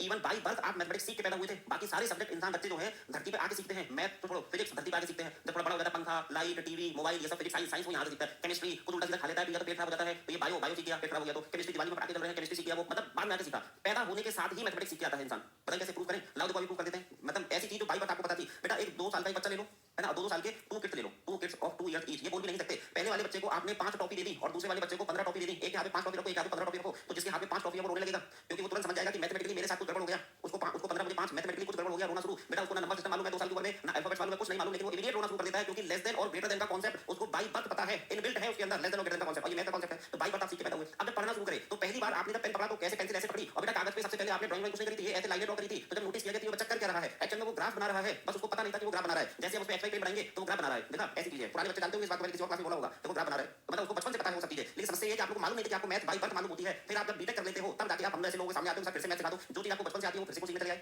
क्योंकि सर बचपन में ऐसी गलतियां कर दी कि हम सारी मैथ भूल गए, इसलिए दोबारा से आना पड़ा सामने। हाँ, उसी सिस्टम को फॉलो कर रहे होते तो हमसे पढ़ने की जरूरत ही नहीं पड़ती। बढ़िया कि देखो लेस देन ग्रेटर का कौन सा ग्राफ का कौन सा सब तो पता है उस बच्चे को, और फिर आप इतने बड़े हो गए कहते हो हमें मैथ सिखाओ। ये देखो, तो ये आपने देख लिया स्ट्रेट लाइन। चलो इस बात को जरा सिस्टमैटिक तरीके से लिख देते हैं। बेटा इसको ना मैथमेटिकली लीनियर इंटरपोलेशन कहते हैं। इस कांसेप्ट को, ये जो टेलर सीरीज का लीनियर अप्रोक्सीमेशन है, टेलर सीरीज का लीनियर अप्रोक्सीमेशन जो स्ट्रेट लाइन बन जाता है उसे कहते हैं linear interpolation. It is nothing but the linear approximation of Taylor series, है ना, linear approximation of Taylor series. चलो एक काम करते हैं, थोड़े समय बचा है, 2-3 क्वेश्चन कर लिए जाए टेलर सीरीज के। इसके बेटा बच्चे को क्वेश्चन कल करेंगे रिवीजन के पॉइंट ऑफ व्यू। कल आपको मीन वैल्यू थ्योरम पढ़ाएंगे हम, Rolle's theorem, Lagrange theorem, Cauchy mean value theorem या Lagrange mean value theorem for integrals, वो सब पढ़ाएंगे कल। फिलहाल इसके क्वेश्चन भी कल चलेंगे। क्वेश्चन ना भी हो पाए पहले एक चीज और देखते हैं। बेटा एक बात बताओ, उस चीज की एनालिसिस आज ही कर दें क्या? थ्योरी वाले पार्ट की एनालिसिस आज ही करने। बेटा टेलर सीरीज नहीं, पहले टेलर सीरीज का क्वेश्चन करने चाहिए, तब आप टेलर सीरीज समझ में आएगा। वेरियस फॉर्म्स छोड़ते हैं। आपको एक क्वेश्चन करती है पहले कराई दूं, जैसे कि कौन सा क्वेश्चन कराऊं, मेरे को ढूंढने दो बेटा पहले क्वेश्चन। चलो यही करा देते हैं। चलो पहले एक क्वेश्चन एटलीस्ट हो जाए, फिर बची हुई चीजें कल करेंगे इसमें। ये रहा डेरिवेटिव्स का होगा, डेरिवेटिव का होगा जब पूरा चैप्टर आएगा डेरिवेटिव का। आज हम डिफरेंशिएबिलिटी पढ़ रहे थे, आज हम लोग डिफरेंशिएबिलिटी पढ़ रहे थे, ठीक है। डिफरेंशिएबिलिटी अलग चीज है, डेरिवेटिव अलग चीज है। Expand log x in the neighborhood of 1 and hence evaluate log 1.1। बेटा 1 के नेबरहुड में log x की वैल्यू चाहिए, तो क्या हम यहां मैक्लॉरिन सीरीज लगाएं? सोचो जरा, they are asking the value of log x, sorry expansion of log x in the neighborhood of 1। तो जब 1 के नेबरहुड में चाहिए तो हम मैक्लॉरिन सीरीज नहीं लगा सकते, वो तो 0 के नेबरहुड में होता है, और हमें आपको चाहिए 1 के नेबरहुड में, मतलब टेलर सीरीज से एक्सपेंशन करना होगा। सेकंड पार्ट बाद में कर लेंगे, पहले हम इसका फर्स्ट पार्ट देखते हैं। तो बेटा first part Maclaurin sorry Taylor series चाहिए नेबरहुड ऑफ 1 में, तो आप क्या करो, fx की वैल्यू आपको दी गई है log x और बेस e। यहीं पे जरा मुझे बताओ f dash x sir 1/x, f double dash x और माइनस 1/x स्क्वायर और f ट्रिपल डैश x, ये आ गया 2/x cube and so on 2/x cube. ये ठीक है, अच्छा जी, ये मैंने डेरिवेटिव निकाल के रखी है। बेटा इसी जगह पर मुझे अब f1 की वैल्यू बताओ। आपको नेबरहुड ऑफ 1 में वैल्यू चाहिए, तो पहले 1 पे वैल्यू log 1 0 होता है, f डैश 1 आ जाएगा, f डबल डैश 1 सर ये -1 आ जाएगा, ट्रिपल डैश 1 2 आ जाएगा and so on. Now the Taylor series expansion. Now Taylor series expansion of fx. Taylor series expansion of fx in the neighborhood of x equals to 0 is given as। बेटा वो जो formula भी आपने रखा था ना, उस फॉर्मूले को हम फिर से लिख देते हैं जिससे कि आपको याद आ जाए। देखो किसकी इंक्रीजिंग पावर्स मिलेंगी, देखो मैंने लिख दिया x equals to 1 के नेबरहुड में चाहिए आपको, x equals to 1 इसके नेबरहुड में इंक्रीजिंग पावर्स किसकी मिलने जा रही है सर, x - 1 की इंक्रीजिंग पावर्स मिलेंगी। तो f1 plus x - 1 f dash 1 plus x - 1 का होल स्क्वायर बाय फैक्टोरियल 2 और डबल डैश 1 प्लस x - 1 का होल क्यूब बाय फैक्टोरियल 3 और triple dash 1 and so on. x - 1 की इंक्रीजिंग पावर्स बनेगी। आज आप लोग अच्छा पता होगा कि बाई बर्थ आप लोग मैथमेटिशियन हो, ये है कि समय के साथ भूल गए उन चीजों को, लेकिन बाई बर्थ भगवान ने आपको मैथमेटिशियन बना के तो पैदा किया ही है सभी लोगों को।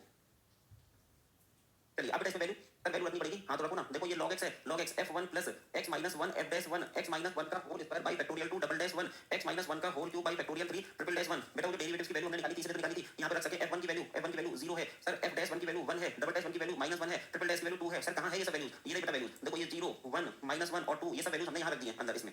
ओवरऑल log x का एक्सपेंशन पता चल गया, hence the Maclaurin series expansion of log x is, तो ये बेटा आंसर पहले वाले पार्ट का आंसर x - 1 माइनस x - 1 का होल स्क्वायर बाय 2 या चाहो फैक्टोरियल 2 लिखना चाहो 2 ही लिखो सिंपल, और ये माइनस हो गया प्लस आ जाएगा x - 1 का होल क्यूब बाय 3 और प्लस 2 भी है। बेटा ये आंसर आ गया फर्स्ट पार्ट का। यही तो बोला था कि expand log x in the neighbourhood of 1 के नेबरहुड में। देखो ध्रुव और ओम ने आंसर बताया है सेकंड वाले पार्ट का कैलकुलेटर में डाल के। हां कैलकुलेटर से आया बेटा वो आंसर आपका, ओम द्विवेदी और ध्रुव 0.0953 करके तो आप बता रहे हो। ईमानदारी से बताना कैलकुलेटर से निकाला कि नहीं, नेचुरल लॉग 1.1 की वैल्यू बता दी। पहले इस प्रोसेस को समझिए, फर्स्ट पार्ट की प्रोसेस। अभी घोष आपने भी शायद वही किया है,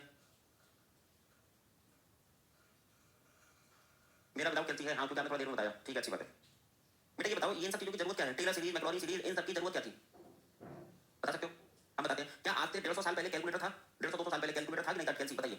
नहीं था, कैलकुलेटर नहीं था, तो उस समय log 1.1 की वैल्यू कैसे निकाली गई? बताओ, log 1.1 की वैल्यू निकाली कैसे गई? अभी देख लेते हैं कैसे निकाली गई। बेटा यहाँ पे देखना जरा, ये जो आपने एक्सपेंशन लिखा है log 1 plus x का, तो यहाँ पे देखिएगा सेकंड पार्ट में लिखते हैं कि log x का Maclaurin Taylor series expansion in the neighbourhood of x equals to 1 क्या है? x minus 1 minus x minus 1 का whole square by 2 plus x minus 1 का whole cube by 3 and so on. यही तो है ना? चेक कर लेते हैं कहीं कुछ मिस्टेक तो नहीं है। x minus 1 माइनस प्लस, हाँ जी सही है बेटा, ये तो आपने अभी भी प्रूव कर दिया। अच्छा अब क्या करो, दोनों तरफ ये 1 के नेबरहुड में है तो 1 के नेबरहुड की कोई वैल्यू इसमें रख सकते हैं, तो putting x equals to 1.1 in above expression भाई 1 के नेबरहुड में आपने निकाला है तो आप ऐसे रख सकते हो। चलो 1 के नेबरहुड में वैल्यू रखते हैं, तो ये आ गया log 1.1 और बेस e पर देखो 1.1 रखो यहाँ पे 1.1 माइनस 1 माइनस 1.1 माइनस 1 का whole square by 2 plus 1.1 minus 1 का होल क्यूब बाई 3। बेटा इसके आगे तो निकालना बहुत मुश्किल है, वैल्यू छोटी होती चली जा रही है। या चलो छोड़ो, ऐसे डॉट डॉट डॉट लिखा है, अभी देखना खुद ही से नेगलेक्ट क्यों होगा। 0.1 माइनस 0.1 का होल स्क्वायर बाई 2 प्लस 0.1 का होल क्यूब बाई 3। और बेटा आगे का हिस्सा नेगलेक्ट कर दे रहे हैं क्योंकि ये स्मॉलर वैल्यू होती चली है। 0.1 का स्क्वायर 0.1 का क्यूब छोटा और 0.1 के क्यूब में भी 3 से डिवाइड हुआ है तो बहुत ही छोटा। आगे 0.1 के बाद 4 या 0.1 के बाद 5 आएगी तो बहुत छोटी हो जाएगी, इसलिए नेगलेक्ट। तो बेटा बस यही से आंसर आ जाना है, तो ये लगभग आंसर 0.0953 और कैंसिल डाल के देख लो, यही वैल्यू आती है log 1.1 की।